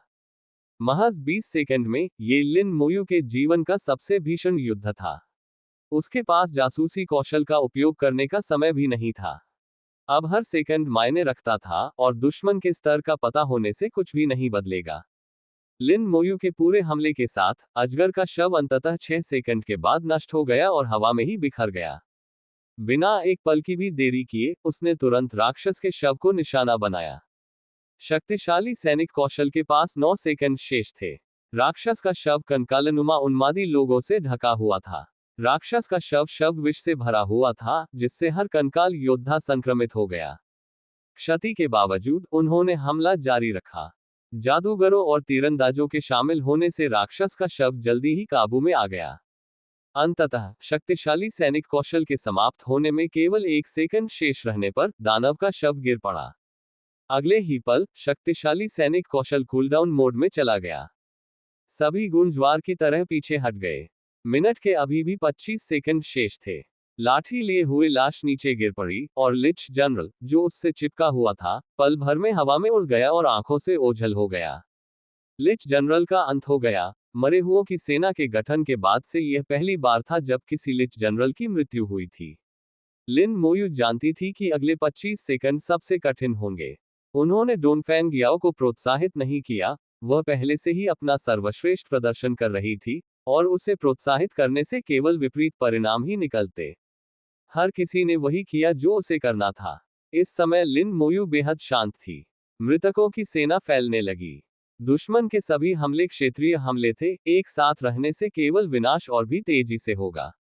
कंकालनुमा योद्धा तेजी से दौड़ने लगे, जिससे दुश्मन का ध्यान उनकी ओर आकर्षित हो गया। सौभाग्यवश दुश्मन की खुफिया जानकारी बहुत कम थी, लाशों में तब्दील होने के बाद वह लगभग खत्म ही हो गई थी। अगर वह सचमुच कोई ताकतवर व्यक्ति होता, तो उसका पहला निशाना निश्चित रूप से लिन मोयू ही होता। पर्वतों की चोटियों पर सो रहे बलवान पुरुष जागते रहे और नीचे उतरते रहे। आकाश में एक विशाल वृक्ष प्रकट हुआ, जो सड़ी हुई शाखाओं से ढका हुआ था और पहचान से परे था। पेड़ मुरझा गया था, उसकी शाखाएं और पत्तियां सड़ गई थीं। जैसे ही वह प्रकट हुआ, लिन मोयू भयभीत हो गई। क्योंकि जीवन की देवी ने महान युद्ध के अपने वर्णन में इसका उल्लेख किया था। यह एक देवता था जिसे जीवन की देवी वृक्ष देवता कहती थी। एक वनस्पति आधारित देवता, अपार जीवन शक्ति से परिपूर्ण, जिसे मारना अत्यंत कठिन है। उस भीषण युद्ध में इसने शानदार प्रदर्शन किया और कई लोगों को मार गिराया। बाद में एक ताकतवर इंसान ने उसे बुरी तरह घायल कर दिया, लेकिन वह मरा नहीं। ये युद्ध क्षेत्र से तो बच निकला, लेकिन अंततः निश्चित कौशल द्वारा मारा गया और एक शव में बदल गया। वह निश्चित कौशल पूरी दुनिया में फैल गया और उसके दायरे में आने वाला कोई भी जीवित प्राणी उससे बच नहीं सका। वृक्ष देवता के प्रकट होते ही लिन मोयू को ठंड की लहर और संकट का एहसास हुआ। ये लाठी लिए हुए मानव शव से कहीं अधिक मजबूत था, बहुत अधिक मजबूत। वृक्ष देवता शून्य में खड़ा था, उसकी शाखाएं नीचे लटक रही थी। दर्जनों शाखाएं पल भर में सैकड़ों, फिर हजारों में विभाजित हो गईं, अंतरिक्ष को भेदते हुए बड़ी संख्या में कंकालों को अपने साथ ले गईं। गति इतनी तेज थी कि कंकालों और लिन मोयू की प्रतिक्रिया से कहीं अधिक थी। कंकालों को इकट्ठा किया गया और फिर उनमें विस्फोट कर दिया गया। वे एक एक करके मर गए, प्रतिरोध करने में असमर्थ रहे। इस समय सर्वव्यापी संपर्क की क्षमता बेकार हो गई। कुछ कंकालों को पहले ही सीधे मार दिया गया था, जिससे लिन मोयू को यह एहसास हुआ कि उसकी प्रतिभा सर्वशक्तिमान नहीं थी। दुश्मन के पास उसकी प्रतिभा को दरकिनार करने के साधन थे। सड़ते हुए विशालकाय वृक्ष, जो कभी देवता हुआ करता था, में भी ऐसी ही क्षमताएं थी। लिन मोयू को नहीं पता था कि यह क्षमता कोई प्रतिभा है या कुछ और। वह उस स्तर का नहीं था और समझ नहीं सकता था। सड़ता हुआ विशालकाय पेड़ 2 सेकंड से कुछ अधिक समय के लिए दिखाई दिया, जिसने हजारों कंकालों को मार डाला। अमर सैनिकों की सेना पहले ही 1/3 खो चुकी थी, अब केवल 10,000 ही बचे थे। मिनट के अभी भी 22 सेकंड बाकी थे, और यह अनिश्चित था कि वे टिक पाएंगे या नहीं। जितने कम अमर सैनिक होंगे, उतनी ही तेजी से उनका पतन होगा। मृतकों की सेना तेजी से कम होती जा रही थी। समय मानो अंतहीन रूप से खींचता हुआ प्रतीत हो रहा था, और हर सेकंड बड़ी संख्या में कंकाल मर रहे थे। डोन फेंग याओ का अंत स्पष्ट रूप से नजदीक आ रहा था, अवरोध का प्रकाश और भी तेज होता जा रहा था। बस थोड़ी देर और रुकिए। 10 सेकंड और बीत गए। अमर सैनिकों की सेना घटकर 4000 से भी कम रह गई, और नुकसान की दर तेजी से बढ़ रही थी। लिन मोयू की आंखें काली पड़ गईं, आखिरी 10 सेकंड सबसे कठिन होंगे। उसके हाथ में प्रकाश की एक चमक दिखाई दी, और उसने उत्पत्ति राजदंड निकाल लिया। यह उसका आखिरी तुरुप का पत्ता था, जिसके पास लेवल 90 के बराबर हमला करने के 3 मौके थे। स्तर 90, देवताओं का लोक। चाहे वे छद्म देवता हो या सच्चे देवता, स्तर 90 तक पहुंचने का मतलब यह नहीं था कि वे कमजोर थे। जैसे ही उसने जेनेसिस सैप्टर निकाला, 6 पर्वत शिखर कांप उठे और भयानक आभाएं उसकी ओर बढ़ने लगी। उसे अचानक एहसास हुआ कि उसने गलती कर दी है। यहां पड़े शवों ने उत्पत्ति के राजदंड के लिए मृत्यु तक लड़ाई लड़ी थी। मृत्यु के बाद भी जेनेसिस सैप्टर के प्रति उनका जुनून खत्म नहीं हुआ था। जेनेसिस सैप्टर को बाहर निकालना मानो सारी मारक क्षमता को अपनी ओर आकर्षित करने जैसा था। लेकिन अगर उसने इसका इस्तेमाल नहीं किया, तो भी उसकी मौत हो सकती है। आकाश में स्थित सड़ता हुआ विशाल वृक्ष लिन मोयू पर केंद्रित हो गया, और उसकी सभी सड़ी हुई शाखाएं बिजली की तरह उसकी ओर बढ़ गईं। लिन मोयू को तुरंत ही मृत्यु का खतरा महसूस हुआ। उसकी आंखों में दृढ़ संकल्प झलक रहा था, और उसने उत्पत्ति राजदंड को उठाकर सड़ते हुए विशाल वृक्ष की ओर निशाना साधा। योजक चिन्ह, योजक चिन्ह, योजक चिन्ह। संपर्क सेवा की शर्तें। विनाशकारी जादूगर। सी 378, अध्याय 378, 378, अध्याय 378, वह इच्छा शक्ति जिसे समय भी मिटा नहीं सकता। अचानक काले प्रकाश की एक तेज चमक गुजरी, और सभी सूखी शाखाएं कट गईं। लिन मोयू के सामने एक परछाई दिखाई दी। उसने कवच पहन रखा था और उसके हाथ में एक तेज तलवार थी। यह मानव कवच और मानव तलवार थी। असंख्य वर्षों तक ये कवच कभी घिसा नहीं था, और तलवार भी तेज बनी रही। इसमें कोई संदेह नहीं था कि ये दोनों उपकरण पौराणिक दर्जा रखते थे, और उनका मालिक मानव जाति का एक पूर्व महाशक्तिशाली व्यक्ति था, जो भगवान के समान शक्ति का प्रतीक था। उसने लिन मोयू की ओर देखा, फिर उत्पत्ति राजदंड पर नजर डाली। उसकी आंखें लाल चमक रही थीं। लिन मोयू ने जेनेसिस सैप्टर को ऊपर उठाया, लेकिन उसे सक्रिय नहीं किया। लिन मोयू जानता था कि अगर वह जेनेसिस सेप्टर को सक्रिय भी कर दे तो भी इसका कोई प्रभाव नहीं पड़ेगा। यह व्यक्ति बहुत ही ताकतवर था, अकल्पनीय रूप से ताकतवर। फिर वह मुड़ गया और सड़े हुए विशाल पेड़ की ओर मुंह करके खड़ा हो गया, अपनी पीठ लिन मोयू की ओर कर ली। उसने अपनी तलवार उठाए और पलक झपकते ही आकाश में उड़ गया और उस सड़े हुए विशाल पेड़ से युद्ध करने लगा। असंख्य शाखाओं को काट दिया गया। उस समय लिन मोयू बुरी तरह हिल गई थी। वह असल में मेरी रक्षा कर रहा है। नहीं, वह मेरी रक्षा नहीं कर रहा है, बल्कि मानव जाति की रक्षा कर रहा है। उसका पूरा शरीर सड़ चुका है, स्पष्ट रूप से वह पहले ही मर चुका है। फिर भी उनकी अंतिम वसीयत सुरक्षित रखी गई है, मानव जाति की रक्षा के लिए। लिन मोयू बेहद भावुक हो गई। ये किस तरह की वसीयत थी? मृत्यु के बाद, शव में परिवर्तित होने के बावजूद भी, वह मिटाया नहीं जा सका था। वह इच्छा एक जुनून में बदल गई थी। एक और शक्तिशाली प्राणी अवतरित हुआ। उस भीषण युद्ध में, कई देव स्तरीय प्राणी यहां रह गए थे। जैसे ही वे प्रकट हुए, उन्होंने लिन मोयू के हाथ में मौजूद जेनेसिस सेप्टर को निशाना बनाया। उनमें से प्रत्येक अविश्वसनीय रूप से शक्तिशाली था, लिन मोयू की क्षमता से कहीं अधिक। लेकिन तभी, मानव जाति का एक और ईश्वर स्तरीय शक्तिशाली व्यक्ति लिन मोयू के सामने प्रकट हुआ और उसके लिए हमले को रोक दिया। ऐसा बार बार होता रहा। एक के बाद एक कई शक्तिशाली देवदेव प्रकट हुए और उन्होंने लिन मोयू को मृत्यु के कगार से वापस खींच लिया। लिन मोयू का सदमा अभूतपूर्व स्तर तक पहुंच गया। किस प्रकार की इच्छाशक्ति को समय मिटा नहीं सकता? किस प्रकार की इच्छाशक्ति को समय मिटा नहीं सकता? ये जीवन से परे था, समय से परे था। ये हड्डियों में समा गया, शरीर के हर इंच में धंस गया। लिन मोयू के हृदय में गहरा सम्मान उत्पन्न हुआ। हो गया। डोन फेंग याओ की आवाज उसके कानों में गूंजी। अवरोधक देखने में अपरिवर्तित लग रहा था, लेकिन जब लिन मोयू ने उसे छुआ, तो उसे पता चला कि यह अलग है। उसका हाथ आसानी से उसके पार चला गया। उसने मानव जाति के उन महाशक्तिशाली व्यक्तियों पर अंतिम नजर डाली जो अभी भी लड़ रहे थे। अगर भविष्य में मौका मिला तो मैं तुम्हें पुनर्जीवित कर दूंगा। लिन मोयू को नहीं पता था कि उसे मौका मिलेगा या वह ऐसा कर पाएगा। लेकिन इस समय उन्होंने यह हार्दिक इच्छा व्यक्त की। फिर वह मुड़ा और बैरियर की ओर चल पड़ा। लिन मोयू के जाते ही उत्पत्ति राजदन की आभा गायब हो गई, और जीवित प्राणियों की आभा भी गायब हो गई। लड़ाई लगभग तुरंत ही रुक गई। मानव जाति के देव स्तरीय शक्तिशाली व्यक्ति वापस पर्वत की चोटियों में से एक पर लौट गए, और उसके बाद कोई हलचल नहीं हुई। अन्य शव भी अपने अपने स्थानों पर लौट आए। शवलोक में सन्नाटा छा गया और अंधेरा एक बार फिर धरती पर छा गया। अगले ही पल, लिन मोयू द्वारा छोड़ी गई मरे हुए लोगों की सेना एक साथ बिखर गई और तितर बितर हो गई। उस अवरोध के पीछे एक रहस्यमयी क्षेत्र था। वह रहस्यमयी क्षेत्र बड़ा नहीं था, उसका व्यास लगभग 100 मीटर ही था। गुप्त क्षेत्र के केंद्र में एक टेलीपोर्टेशन सरणी थी। लिन मोयू ने गुप्त क्षेत्र पर एक नजर डाली, जो असंख्य संरचनाओं से भरा हुआ था। पहले तो वह इन संरचनाओं को बिल्कुल भी नहीं समझ पाता, लेकिन अब, एक फॉर्मेशन मास्टर के रूप में अपने अनुभव के कारण, वह कुछ हद तक समझ सकता था। ये संरचनाएं बाहरी अवरोध से और साथ ही एक और भी भयावह सील से जुड़ी हुई थीं। डोन फेंग याओ के अनुसार, इस मुहर ने संपूर्ण शवलोक को बंद कर दिया था। मानव जाति ने शवलोक को सील करने के लिए बहुत बड़ी कीमत चुकाई थी। बहुत बढ़िया, हम टेलीपोर्टेशन एरे के जरिए वापस जा सकते हैं, डोन फेंग याओ ने टेलीपोर्टेशन एरे की जांच करने के बाद कहा। टेलीपोर्टेशन एरे पर डोन फेंग परिवार का निशान था, और डोन फेंग याओ इसे नियंत्रित करना जानता था। लिन मोयू ने कहा, जल्दी नहीं है, चलो थोड़ी देर यहीं आराम करते हैं। डोन फेंग याओ असमंजस में थी। अब तो वे वापस जा सकते थे, तो आराम क्यों करें? तब उसे समझ आ गया।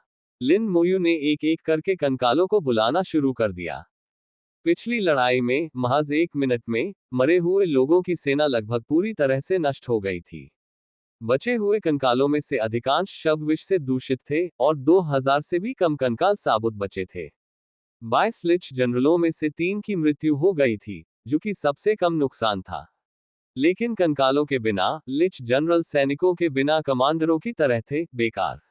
अब जब वे वापस जा सकते थे, तो लिन मोयू ने सावधानी बरतते हुए, टेलीपोर्ट करने से पहले मरे हुए सैनिकों की सेना को फिर से मजबूत करना चाहा। अगर टेलीपोर्टेशन के दौरान कुछ गड़बड़ हो जाती है तो कम से कम उनके पास उससे निपटने का एक तरीका तो होगा। डोनफेंग याओ ने एक पल सोचा और लिन मोयू के तर्क को समझ गई, इसलिए वह चुपचाप एक तरफ बैठ गई। कंकालों को प्रति सेकंड 1 की दर से बुलाया जा रहा था। लिन मोयू रुकी नहीं, वो प्रति घंटे 3600 कंकाल बुलाती रही। सेना की पूरी तरह से भरपाई करने में लगभग 4 घंटे लगेंगे।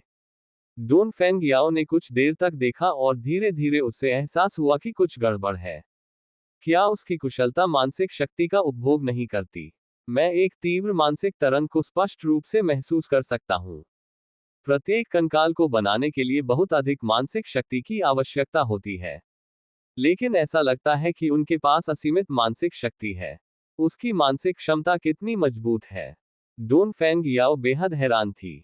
वह हमेशा सोचती थी कि लिन मोयू युद्ध में बहुत शक्तिशाली है, लेकिन उसने कभी उसकी मानसिक शक्ति पर ध्यान नहीं दिया था। लाशों के लोक में हर दिन लाशों के खिलाफ जीवित रहने के लिए संघर्ष करना पड़ता था, जिससे अन्य विचारों के लिए कोई जगह नहीं बचती थी। अब जब वे सुरक्षित थे तो वह आखिरकार आराम कर सकती थी और अन्य चीजों पर ध्यान दे सकती थी। लिन मोयू ने चुपचाप कंकालों को बुलाया, जिससे डोनफेंग याओ बहुत चौंक गया। डोनफेंग याओ को एहसास हुआ कि जब तक उनका सामना किसी असाधारण रूप से शक्तिशाली प्रतिद्वंद्वी से नहीं होता, लिन मोयू की मरे हुए लोगों की सेना अजेय रहेगी।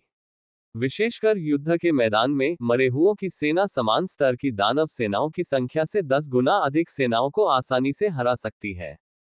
सबसे महत्वपूर्ण बात यह थी कि मरे हुए लोगों की सेना को मौत का डर नहीं था और उन्हें किसी भी समय पुनर्स्थापित किया जा सकता था। जैसे जैसे लिन मोयू का स्तर बढ़ता गया, मरे हुओं की संख्या और भी आश्चर्यजनक होती गई, और कंकाल और भी अधिक शक्तिशाली होते गए। तब तक लिन मोयू अकेले ही पूरी सेना का मुकाबला कर सकती थी। काश मेरे पास ऐसी सेना होती। डोनफेंग याओ कांपते हुए जाग गया। उसे पता था कि वह बहुत ज्यादा सोच रही है, यह असंभव था। लेकिन वह ये कल्पना करने से खुद को रोक नहीं पाई। काश मैं उससे शादी कर पाती। उसने लाशों को मारते समय लिन मोयू के चेहरे के भावों के बारे में सोचा और उसकी रीढ़ की हड्डी में सिहरन दौड़ गई। उसे एहसास हुआ कि लिन मोयू जैसी हत्या करने में निर्णायक भूमिका निभाने वाली व्यक्ति को वह नियंत्रित नहीं कर सकती थी। उनकी पत्नी बनने की बजाय उनकी दोस्त बनना बेहतर होगा। इस विचार के साथ डोनफेंग याओ को काफी अधिक सहज महसूस हुआ। लिन मोयू ने बिना किसी निशान के डोनफेंग याओ पर नजर डाली। अभी कुछ देर पहले उसके चेहरे के हाव भाव अजीब थे, लेकिन अब वे सामान्य लग रहे थे। बाकी सब बातों को नजरअंदाज करते हुए वह कंकालों को बुलाना जारी रखता था। पूरी अमानवीय सेना के बिना उसे सुरक्षा का कोई एहसास नहीं था। अंततः 4 घंटे बाद तबाह हो चुकी मरे हुए लोगों की सेना पूरी तरह से फिर से संगठित हो गई। अपने स्वयं के आह्वान क्षेत्र को छोड़कर लिच जनरलों के सीधे नेतृत्व में 22 मरे हुए सैनिकों की सेनाएं, जिनमें कुल 14,520 कंकाल शामिल थे, एक बार फिर पूरी ताकत में थीं। लिन मोयू ने गहरी सांस ली और कहा, ठीक है, चलो वापस चलते हैं। डोनफेंग याओ ने सिर हिलाया और तुरंत टेलीपोर्टेशन सरणी में प्रवेश कर गया और कई चिन्ह बनाए। जैसे ही डोनफेंग याओ ने टेलीपोर्टेशन एरे को सक्रिय किया, महल के नीचे बने विशाल ढांचे से अचानक एक तेज रोशनी फूट पड़ी। सृजन की आत्मा प्रकट हुई और विचारों की एक श्रृंखला प्रसारित हुई। राजपरिवार के तीनों शक्तिशाली और देव स्तरीय सदस्यों डोनफेंग ली और डोनफेंग झान सभी को एक साथ यह संदेश प्राप्त हुआ। कोई व्यक्ति टेलीपोर्टेशन सरणी के माध्यम से शिवलोक से वापस आ गया था। उन तीनों ने खुशी के भाव दिखाए और दौड़कर वहां पहुंच गए। मेंग अनवेन को भी यह संदेश मिला और अगले ही पल वह गठन आत्मा के सामने प्रकट हो गई। वह पहले भी यहां आ चुका था और चुपचाप एक टेलीपोर्टेशन कोऑर्डिनेट छोड़ गया था। वह किसी भी समय आ सकता है। जब डोनफेंग यी और अन्य 2 लोग वहां पहुंचे तो उन्होंने पाया कि मेंग अनवेन पहले से ही वहां मौजूद थी। शांति के देवता, नमस्कार। डोनफेंग यी ने सबसे पहले मेंग अनवेन को प्रणाम किया। डोनफेंग ली और डोनफेंग जान ने भी मेंग अनवेन को बधाई दी। हालांकि देव स्तर के शक्तिशाली लोग भी उनके बराबर थे, लेकिन मेंग अनवेन की ताकत ने उन सभी का सम्मान अर्जित किया। मेंग अनवेन ने बस सिर हिलाया और उन पर ज्यादा ध्यान नहीं दिया। इसके बजाय उसने फॉर्मेशन स्पिरिट से पूछा, किसे टेलीपोर्ट करके यहां लाया जा रहा है। रचना की आत्मा ने कहा, एक पुरुष और एक स्त्री, दो लोग। बोलते समय इसने लिन मोयू और डोनफेंग याओ की छवि प्रदर्शित की। मेंग एनवेन ने राहत की सांस ली। लिन मोयू सुरक्षित थी। डोनफेंग यी और अन्य दो लोगों ने भी खुशी जाहिर की। लिन मोयू की सुरक्षा का मतलब था कि डोनफेंग परिवार भी सुरक्षित था। डोनफेंग याओ का जीवित रहना एक अप्रत्याशित खुशी थी। एक पिता के रूप में डोनफेंग यी की आंखों में लगभग आंसू आ गए थे। उन तीनों को अच्छी तरह पता था कि शिवलोक कैसा होता है और वहां से वापस लौटना कितना मुश्किल होता है। उनके लिए भी शिवलोक में प्रवेश करना लगभग निश्चित मृत्यु थी। कुछ दिन पहले तक तो उन्होंने उम्मीद ही छोड़ दी थी। उन्हें इस तरह के अचानक आश्चर्य की बिल्कुल भी उम्मीद नहीं थी। शिवलोक से वापस आने में कुछ समय लगा। मेंग एनवेन ने डोनफेंग यी और बाकी दोनों की तरफ देखते हुए कहा, इस बार आप भाग्यशाली हैं। डोनफेंग परिवार बच गया है। इतना कहकर वह टेलीपोर्ट करके वहां से चला गया और वहां ज्यादा देर नहीं रुका। 10 सेकंड बाद, एक महीने से अधिक समय से शाही महल को घेरे हुए हत्या का इरादा ज्वार की तरह कम हो गया। योजक चिन्ह, योजक चिन्ह, योजक चिन्ह। संपर्क सेवा की शर्तें। विनाशकारी जादूगर। सी 379। अध्याय 379, 379। अध्याय 379, सुरक्षित वापसी। डोनफेंग परिवार आपदा से बच निकला। टेलीपोर्टेशन की प्रक्रिया पूरे 5 मिनट तक चली और इसमें काफी लंबी दूरी तय की गई। लिन मोयू और डोनफेंग याओ अंततः मानव लोक में लौट आए। जैसे ही टेलीपोर्टेशन समाप्त हुआ, उनकी दृष्टि अभी तक पूरी तरह से ठीक नहीं हुई थी, लेकिन परिचित अनुभूति पहले ही संचारित हो चुकी थी। जब उन्हें साफ दिखाई देने लगा, तो उन्होंने डोनफेंग ली और एक अन्य व्यक्ति को देखा जिसे लिन मोयू नहीं पहचानती थी, डोनफेंग झान। पिता। एक चीख के साथ, डोनफेंग याओ ने खुद को डोनफेंग यी की बाहों में फेंक दिया। उसकी आंखों से आंसू बहने लगे, मुझे लगा था कि मैं तुम्हें फिर कभी नहीं देख पाऊंगी। डोनफेंग यी ने धीरे से डोनफेंग याओ की पीठ थपथपाए और कहा, कोई बात नहीं, कोई बात नहीं। उनकी बेटी जीवित लौट आई थी, और एक पिता के रूप में वे अत्यंत प्रसन्न थे। 1 महीने से अधिक समय से वह निराशा में डूबा हुआ था। डोनफेंग परिवार खतरे में था, और उनकी बेटी शायद कभी वापस न लौट पाए। ऐसे दोहरे दबाव में वह टूटने की कगार पर थे। भले ही वह ईश्वर समान विशेषज्ञ थे, लेकिन इससे क्या फर्क पड़ता था? शासक होने के बावजूद क्या फर्क पड़ता था? अंततः वह सिर्फ एक इंसान थे, एक पिता थे। लिन मोयू की निगाहें थोड़ी ठंडी हो गईं। इस बार आपके डोनफेंग परिवार को मुझे स्पष्टीकरण देना होगा। वे लौट आए थे, लेकिन मामला अभी खत्म नहीं हुआ था। वह लगभग वापस नहीं लौट पाया था। अगर किस्मत साथ न देती तो यह मामला अभी खत्म नहीं हुआ था। लिन मोयू इतनी उदार नहीं थी। हालांकि वह अब भी उनका कर्जदार था, लेकिन वह कर्ज उसके जीवन के बराबर नहीं था।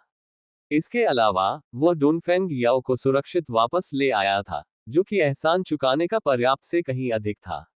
लिन मोयू के थोड़े ठंडे शब्दों को सुनकर डोनफेंग यी भी समझ गई कि इस बार गलती उनके डोनफेंग परिवार की ही है।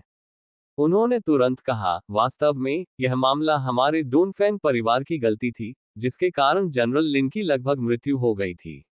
निश्चिंत रहें, जनरल लिन, हम आपको निश्चित रूप से स्पष्टीकरण देंगे। साथ ही, हम पर्याप्त मुआवजा भी प्रदान करेंगे। लिन मोयू ने आगे कोई सवाल नहीं पूछा। चूंकि डोनफेंग यी ने ऐसा कहा था, इसलिए वह स्वाभाविक रूप से अपना वचन निभाएगा। इस समय, पारिवारिक संकट हल हो गया था और डोनफेंग याओ सुरक्षित लौट आई थी। डोनफेंग ली और डोनफेंग झान दोनों ने राहत की सांस ली। डोनफेंग ली ने हंसते हुए कहा, जनरल लिन, आपकी बहन 1 महीने से अधिक समय से महल के बाहर इंतजार कर रही है। क्या आपको उससे मिलने नहीं जाना चाहिए? मेरी बहन यहाँ है। कहा। टेलीपोर्टेशन तंत्र के जरिए वे सतह पर लौट आए। डोनफेंग यी ने कहा, महल के बाहर जाने वाला टेलीपोर्टेशन तंत्र तुम्हारी बहन ने नष्ट कर दिया है। क्या मैं तुम्हें वहां ले जाऊं? कोई जरूरत नहीं, मैं खुद चला जाऊंगा। लिन मोयू के बोलते ही बिजली के पंख खुल गए और वह आकाश में उड़ गया। दिशा का पता लगाने के बाद, लिन मोयू ने लिन मोक्सुआन की उपस्थिति को महसूस किया। बिजली के पंख थोड़े से कान पे, और उसका शरीर बिजली की तरह आगे बढ़ा। लिन मोयू के जाने के बाद, डोनफेंग यी ने कहा, इस बार तो यह एक छिपा हुआ आशीर्वाद साबित हुआ। याओ असुरक्षित लौट आए, और पारिवारिक संकट हल हो गया। डोनफेंग ली ने धीमी आवाज में कहा, 1000 साल पहले दिव्य ग्रीष्म साम्राज्य की स्थापना के बाद से यह पहली बार है जब हमारे डोनफेंग परिवार को इतनी बड़ी विपत्ति का सामना करना पड़ा है। हमें अपने पूर्वजों पर सचमुच शर्म आती है। डोनफेंग झान ने भी सिर हिलाया और आह भरी, ये हमारी अक्षमता है। डोनफेंग याओ उन तीनों को एक के बाद एक नाटक की तरह बोलते हुए देख रही थी और उसे समझ नहीं आ रहा था कि आखिर हुआ क्या है। डोनफेंग यी ने उसे एक तरफ खींच लिया और कहा, याओ एर, हमें विस्तार से बताओ कि पिछले महीने शिवलोक में क्या क्या हुआ। डोनफेंग ली भी बहुत उत्सुक था। हालांकि जनरल लिन शक्तिशाली हैं, लेकिन वे केवल अपने ही स्तर के लोगों में अजेय हैं। शिवलोक में, विशेषकर मध्य क्षेत्र में, कई शक्तिशाली प्राणी हैं। आप कैसे वापस लौटे? डोनफेंग याओ ने सिर हिलाया और शिवलोक में अपने अनुभवों का वर्णन करना शुरू कर दिया। महल के बाहर, लिन मोयू बिजली की तरह लिन मोक्सुआन के बगल में प्रकट हुई। लिन मोयू को देखकर लिन मोक्सुआन का खूबसूरत चेहरा खुशी से चमक उठा और उसने उसे कसकर गले लगा लिया। उसकी आंखों से आंसू बहने लगे। श्याओ यू, मुझे पता था कि तुम ठीक हो जाओगी। लिन मोयू मुस्कुराई, बिल्कुल, मैं ठीक होंगी। आपको कैसे पता चला कि मैं शिवलोक में हूँ? लिन मोक्सुआन 1 महीने से अधिक समय से महल के बाहर इंतजार कर रही थी। लिन मोयू कारण का अनुमान लगा सकती थी। लिन मोक्सुआन ने सिर हिलाते हुए कहा, मुझे शिवलोक के बारे में पता नहीं था। मेरे गुरु ने भविष्यवाणी की थी कि आप खतरे में हो सकते हैं और मुझे महल के बाहर इंतजार करने के लिए कहा था। लिन मोक्सुआन ने स्थिति स्पष्ट की। पता चला कि लिन मोक्सुआन के शिक्षक ने लिन मोयू के खतरे का पहले ही अनुमान लगा लिया था और उसे विशेष रूप से महल के बाहर इंतजार करने के लिए कहा था।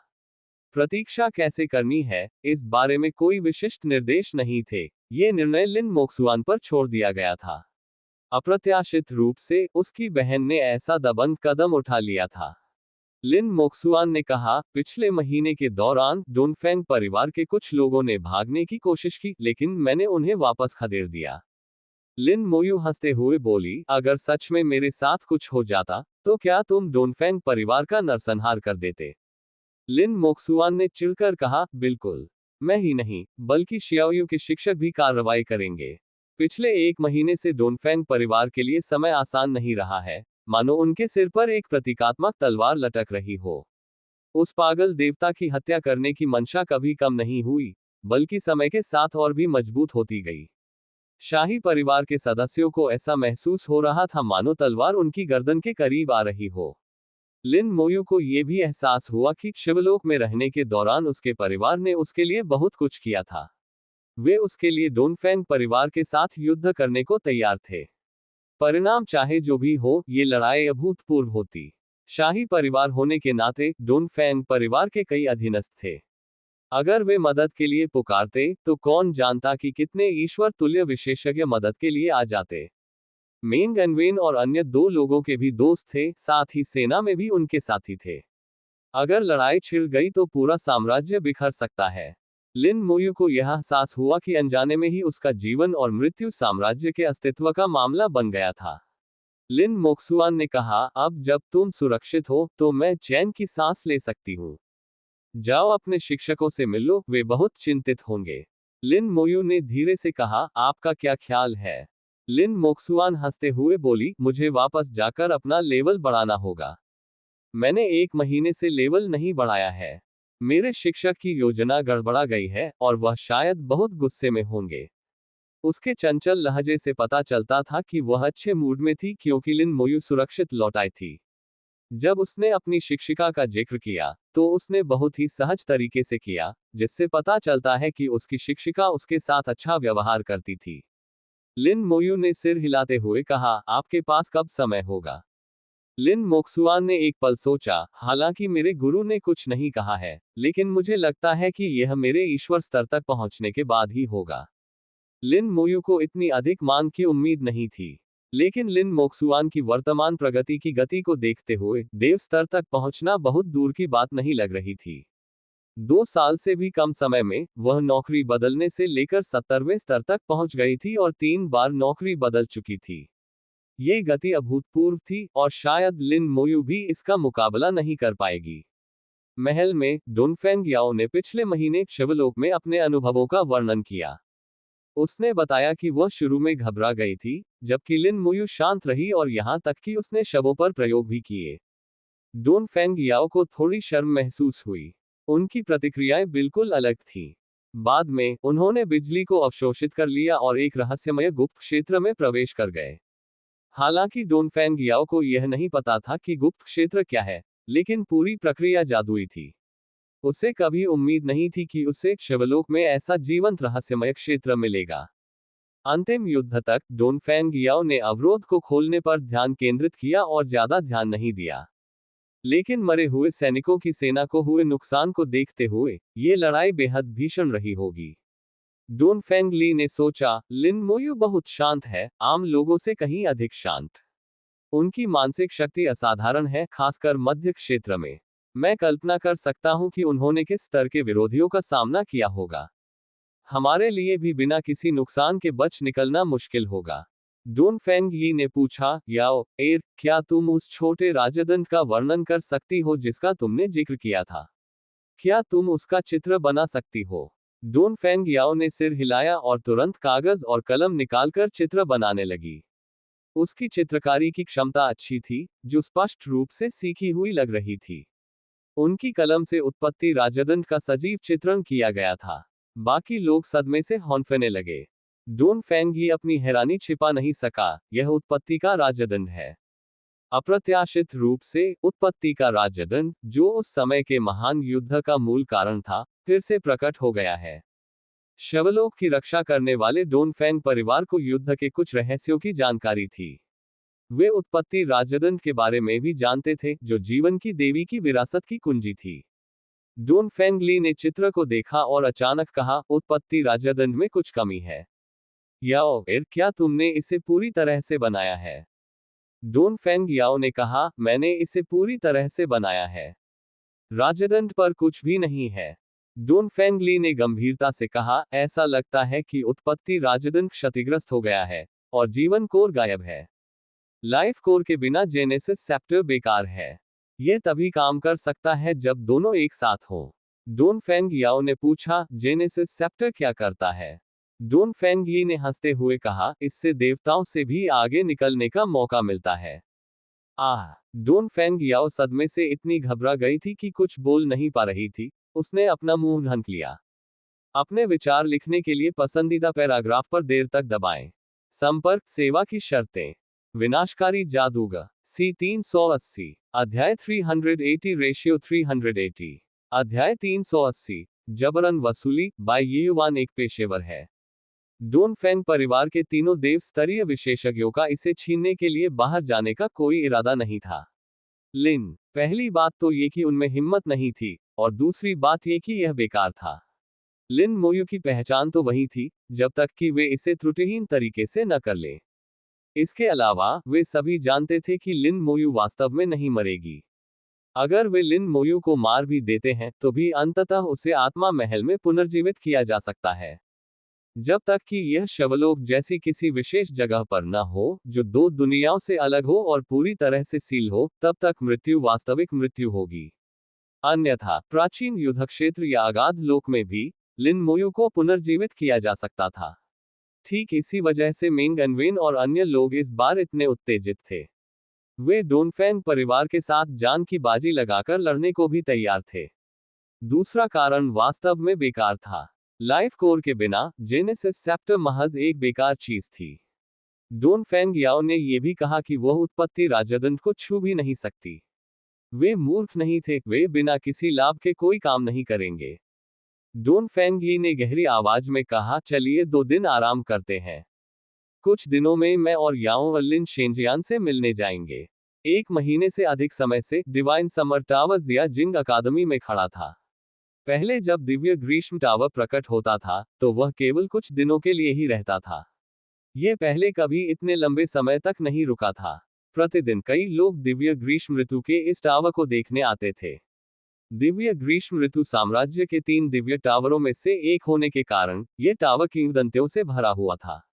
दिव्य ग्रीष्म टावर के बाहर हमेशा ऊर्जा का एक प्रवाह रहता था, मानो एक अवरोध हो जिसके कारण केवल दूर से ही अवलोकन करना संभव था, निकट से नहीं। लेकिन आज दिव्य ग्रीष्म ऋतु का टावर अचानक गायब हो गया और इसे देखने आए कई लोग निराश हुए। श्वेत देवता का निवास अपने सामान्य स्वरूप में लौट आया। मेंग अनवेन कुर्सी पर आराम से लेटा हुआ था, उसकी आंखें थोड़ी बंद थीं और वह बहुत ही शांत दिख रहा था। बाय युवान और यान कुआंगशिंग दोनों अपनी अपनी जगहों पर बैठे थे और कभी कभार आपस में बहस करते थे। लिन मोयू उन तीनों के लिए चाय और पानी परोस रही थी। उसने शवलोक में अपनी यात्रा का विस्तृत वर्णन पहले ही कर दिया था, जिसमें कई ऐसे रहस्य भी शामिल थे जिनके बारे में डोनफेंग परिवार को भी नहीं पता था। उस महान युद्ध के महत्व को जीवन की देवी से बेहतर कौन जान सकता था। लिन मोयू ने जेनेसिस सेप्टर भी निकाल लिया। दुर्भाग्यवश डोनफेंग याओ की तरह वे तीनों केवल देख सकते थे, छू नहीं सकते थे। लिन मोयू के अलावा कोई भी जेनेसिस सेप्टर को छू नहीं सकता था। बाय युवान ने कहा, अगर हम लाइफ कोर को ढूंढ लेते हैं तो शियाओयू के सुपर गॉड लेवल एक्सपर्ट बनने की संभावना काफी बढ़ जाएगी। मेंग अनवेन ने कुछ देर सोचा और धीमी आवाज में कहा, मुझे नहीं लगता कि यह अच्छी बात है। बाहरी वस्तुओं का केवल उपयोग किया जा सकता है, उन पर भरोसा नहीं किया जा सकता। लिन मोयू उसके शब्दों का छिपा अर्थ समझ गई थी। भले ही वह लाइफ कोर को ढूंढ ले और जेनेसिस सेप्टर को पूरी तरह से बहाल कर दे, लेकिन बाहरी वस्तुओं पर निर्भर रहना सबसे अच्छा विकल्प नहीं था। यान कुआंगशिंग ने भौहें चढ़ाते हुए कहा, बूढ़े मेंग सही कह रहे हैं। बाहरी चीजों पर भरोसा नहीं किया जा सकता। चाहे कुछ भी हो जाए, आपको खुद पर ही भरोसा करना होगा। हालांकि जेनेसिस सेप्टर एक अच्छा पौराणिक स्तर का उपकरण होना चाहिए। समय आने पर हम इसके गुणों की जांच कर सकते हैं। पौराणिक स्तर का उपकरण, जो दिग्गज स्तर से भी श्रेष्ठ है, अत्यंत शक्तिशाली और मूल्यवान है। पूरी मानव जाति के पास केवल 2 ही टुकड़े थे। लिन मोयू ने धीरे से कहा, शिक्षक, चिंता मत कीजिए। मैं बाहरी वस्तुओं पर निर्भर नहीं रहूंगी। उनका पेशा उन्हें चाहकर भी बाहरी वस्तुओं पर निर्भर रहने की अनुमति नहीं देता था। नेक्रोमेंसर लॉर्ड के रूप में दूसरी बार नौकरी बदलने के बाद वह लगभग सभी उपकरणों से घृणा करने लगा था। लिन मोयू इस बात को लेकर भी परेशान थे कि वे किस तरह के उपकरण का इस्तेमाल कर सकते हैं। अब वह पूरी तरह से खुद पर निर्भर था। लिन मोयू ने पूछा, शिक्षक, इस बार मेरे कई कंकाल मर गए, कुछ को सीधे मार डाला गया और मेरी प्रतिभा विफल हो गई। बाय युवान ने कहा, यह तो सामान्य बात है। शायद उनकी प्रतिभा का यही प्रभाव होता है। यान कुआंगशिंग ने आगे कहा, या शायद उनका हमला इतना शक्तिशाली था कि उसने तुम्हारा प्रतिभा संबंध तोड़ दिया। एक कंकाल को बुलाओ। लिन मोयू ने निर्देशानुसार एक कंकाल को बुलाया। यान कुआंगशिंग ने लापरवाही से हाथ में चाकू घुमाया। यान कुआंगशिंग की भयानक हत्या की मंशा से लिपटी एक विशाल तलवार की आभा निकली और कंकाल को चीरते हुए आगे बढ़ी। कंकाल पलक झपकते ही फट गया और नष्ट हो गया। लिन मोयू को गहरा सदमा लगा। उसका कंकाल इतनी आसानी से मारा गया। सर्वव्यापी संबंध स्थापित करने की क्षमता का कोई प्रभाव नहीं पड़ा। शिक्षक, आपने ये कैसे किया? लिन मोयू ने पूछा। यान कुआंगशिंग ने कहा, तुम्हारी प्रतिभा को सर्वव्यापी संबंध कहा जाता है। मुझे बस इस संबंध को तोड़ना है और तुम्हारी प्रतिभा विफल हो जाएगी। अंततः आपके ढांचे बहुत कमजोर हैं, उनका स्तर पर्याप्त उच्च नहीं है। लिन मोयू समझ गई। चाहे प्रतिद्वंदी की प्रतिभा कितनी भी प्रबल हो या उनका आक्रमण बल कितना भी अधिक हो, वे उसकी प्रतिभा को दरकिनार करते हुए सीधे कंकालों को नष्ट कर सकते थे। दूसरे शब्दों में कहें तो वह अभी भी बहुत कमजोर था।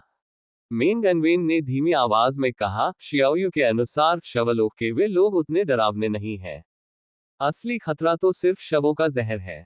हमारे पूर्वजों ने शवों के जहर को फैलने से रोकने के लिए ही शवलोक को सील किया था। लिन मोयू ने पूछा, गुरुजी, क्या देव स्तरीय वैद्य भी शव के विष को बेअसर नहीं कर सकते?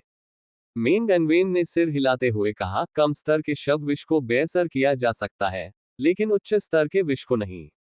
डोनफेंग याओ के अनुसार, यदि लिन मोयू शव के जहर को बेअसर कर सकती है, तो उसे किसी को बचाने में उसकी मदद करनी चाहिए। ऐसा प्रतीत हुआ कि उसके परिवार में कोई व्यक्ति उच्च स्तर के शव विष से संक्रमित था। अन्यथा अपने परिवार के प्रभाव से वे किसी ईश्वर तुल्य चिकित्सक को ढूंढने में सक्षम होने चाहिए। गुरुजी, क्या मृत्यु के बाद किसी का पुनरुत्थान संभव है?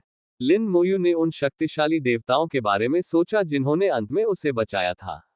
वे मर चुके थे लेकिन फिर भी जीवित थे, उनकी इच्छा शक्ति अभी भी अविचलित थी। बाय युवान ने कहा, जब तक वे आत्मा की छाप नहीं छोड़ते, उनकी आत्मा मृत्यु के बाद उस छाप में वापस आ सकती है, और फिर उनका पुनरुत्थान हो सकता है। लेकिन भगवान जैसे विशेषज्ञों के लिए, एक बार उनकी मृत्यु हो गई तो फिर वे मर ही जाते हैं। उनके बचने की कोई संभावना नहीं है। लिन मोयू को यह समझ नहीं आया कि ईश्वर स्तरीय विशेषज्ञों को पुनर्जीवित क्यों नहीं किया जा सकता। यान कुआंगशेन खड़ा हुआ और लिन मोयू के कंधे पर थपथपाते हुए बोला, भविष्य में तुम्हें समझ आ जाएगा। बाय युवान भी खड़ी हो गई और लिन मोयू के कंधे पर थपथपाते हुए बोली, इस बार तो तुम भाग्यशाली रही। आगे से ज्यादा सावधान रहना। कुछ दिनों में डोनफेंग ही जरूर माफी मांगने आएगा। मैं उसे हड़पने में तुम्हारी मदद करूंगा। डोनफेंग परिवार शाही परिवार है, जिसने इतने वर्षों तक साम्राज्य पर शासन किया है। उनके पास बहुत सारी अच्छी चीजें हैं। अगले कुछ दिनों तक बाहर जाओ। चाहे तुम आराम करो या कालकोठरी साफ करो, बस यहाँ मत आना, और निश्चित रूप से वापस मत आना।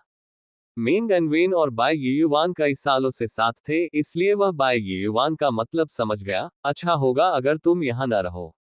इससे बूढ़ा बाय उनसे आसानी से पैसे ऐंठ सकेगा। इस बार यान कुआंगशिंग ने बहस नहीं की। वास्तव में जबरन वसूली के मामले में यह आदमी माहिर है। उन सभी को लगा कि लिन मोयू बहुत नर्म दिल की है और वह पर्याप्त मुआवजे की मांग नहीं करेगी। यह एक दुर्लभ अवसर था और वे इसे गंवाना नहीं चाहते थे। बाय युवान और यान कुआंगशिन के साथ मिलकर वे निश्चित रूप से डोनफेंग परिवार को भारी नुकसान पहुंचा सकते हैं। लिन मोयू को श्वेत देवता के निवास से निष्कासित कर दिया गया। उन्हें अगले कुछ दिनों तक वापस आने की अनुमति नहीं थी।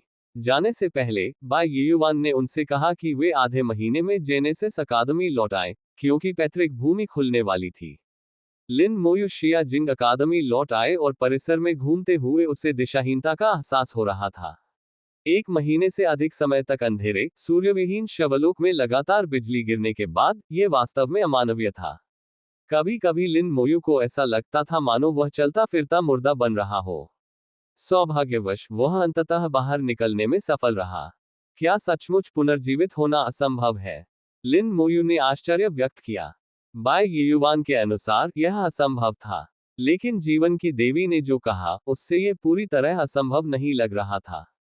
किसी कारणवश लिन मोयू को लगा कि जीवन की देवी के शब्द अधिक विश्वसनीय थे। हर परिस्थिति में आशा रखनी चाहिए। जब वह सोच रहा था, तभी उसके कान हल्के से फड़फड़ाए और उसके चेहरे पर एक दुर्लभ मुस्कान आ गई। एक सुगंधित हवा उसके नाक में समा गई और किसी ने उसे पीछे से गले लगा लिया। तुम वापस आ गए। लिन मोयू की आवाज कोमल थी, उसमें जरा भी शीतलता नहीं थी। इतने सारे लोगों को मारने के बाद लिन मोयू की आवाज में अक्सर एक तरह की शीतलता झलकती थी, लेकिन इस बार कुछ भी नहीं था, थोड़ा सा भी नहीं। दुनिया में बहुत कम लोग ऐसे थे जो लिन मोयू को इतनी मधुरता से बोलने पर मजबूर कर सकते थे। उसके पीछे खड़ा व्यक्ति भी उन्हीं में से एक था। हाँ, जवाब उतना ही कोमल था, मानो कोई नन्हा सा बिल्ली का बच्चा हो। निंग येई का सिर धीरे से लिन मोयू की पीठ से रगड़ा गया। सौभाग्य से उसने अभी अभी स्नान किया था और साफ कपड़े पहन लिए थे। जब वह पहली बार शिवलोक से लौटा तो उसके शरीर से सड़न की दुर्गंध आ रही थी, जो बेहद अप्रिय थी। लिन मोयू ने धीरे से निंग येई का कोमल, चिकना हाथ थाम लिया और पीछे से मिल रही गर्माहट का आनंद लिया। काफी समय हो गया है। तुम थक गई होगी। लिन मोयू मुस्कुराए। निंग येई ने सिर हिलाया, फिर अपना सिर झटक दिया और एक शब्द भी नहीं कहा। लिन मोयू ने मुड़कर उसे गले लगाया और कहा, अब आराम करो। लेवल बढ़ाने का काम मुझ पर छोड़ दो। निंग येई ने कोमल स्वर में उत्तर दिया, उसकी मुस्कान सूर्य से भी अधिक चमकदार थी। संपर्क सेवा की शर्तें।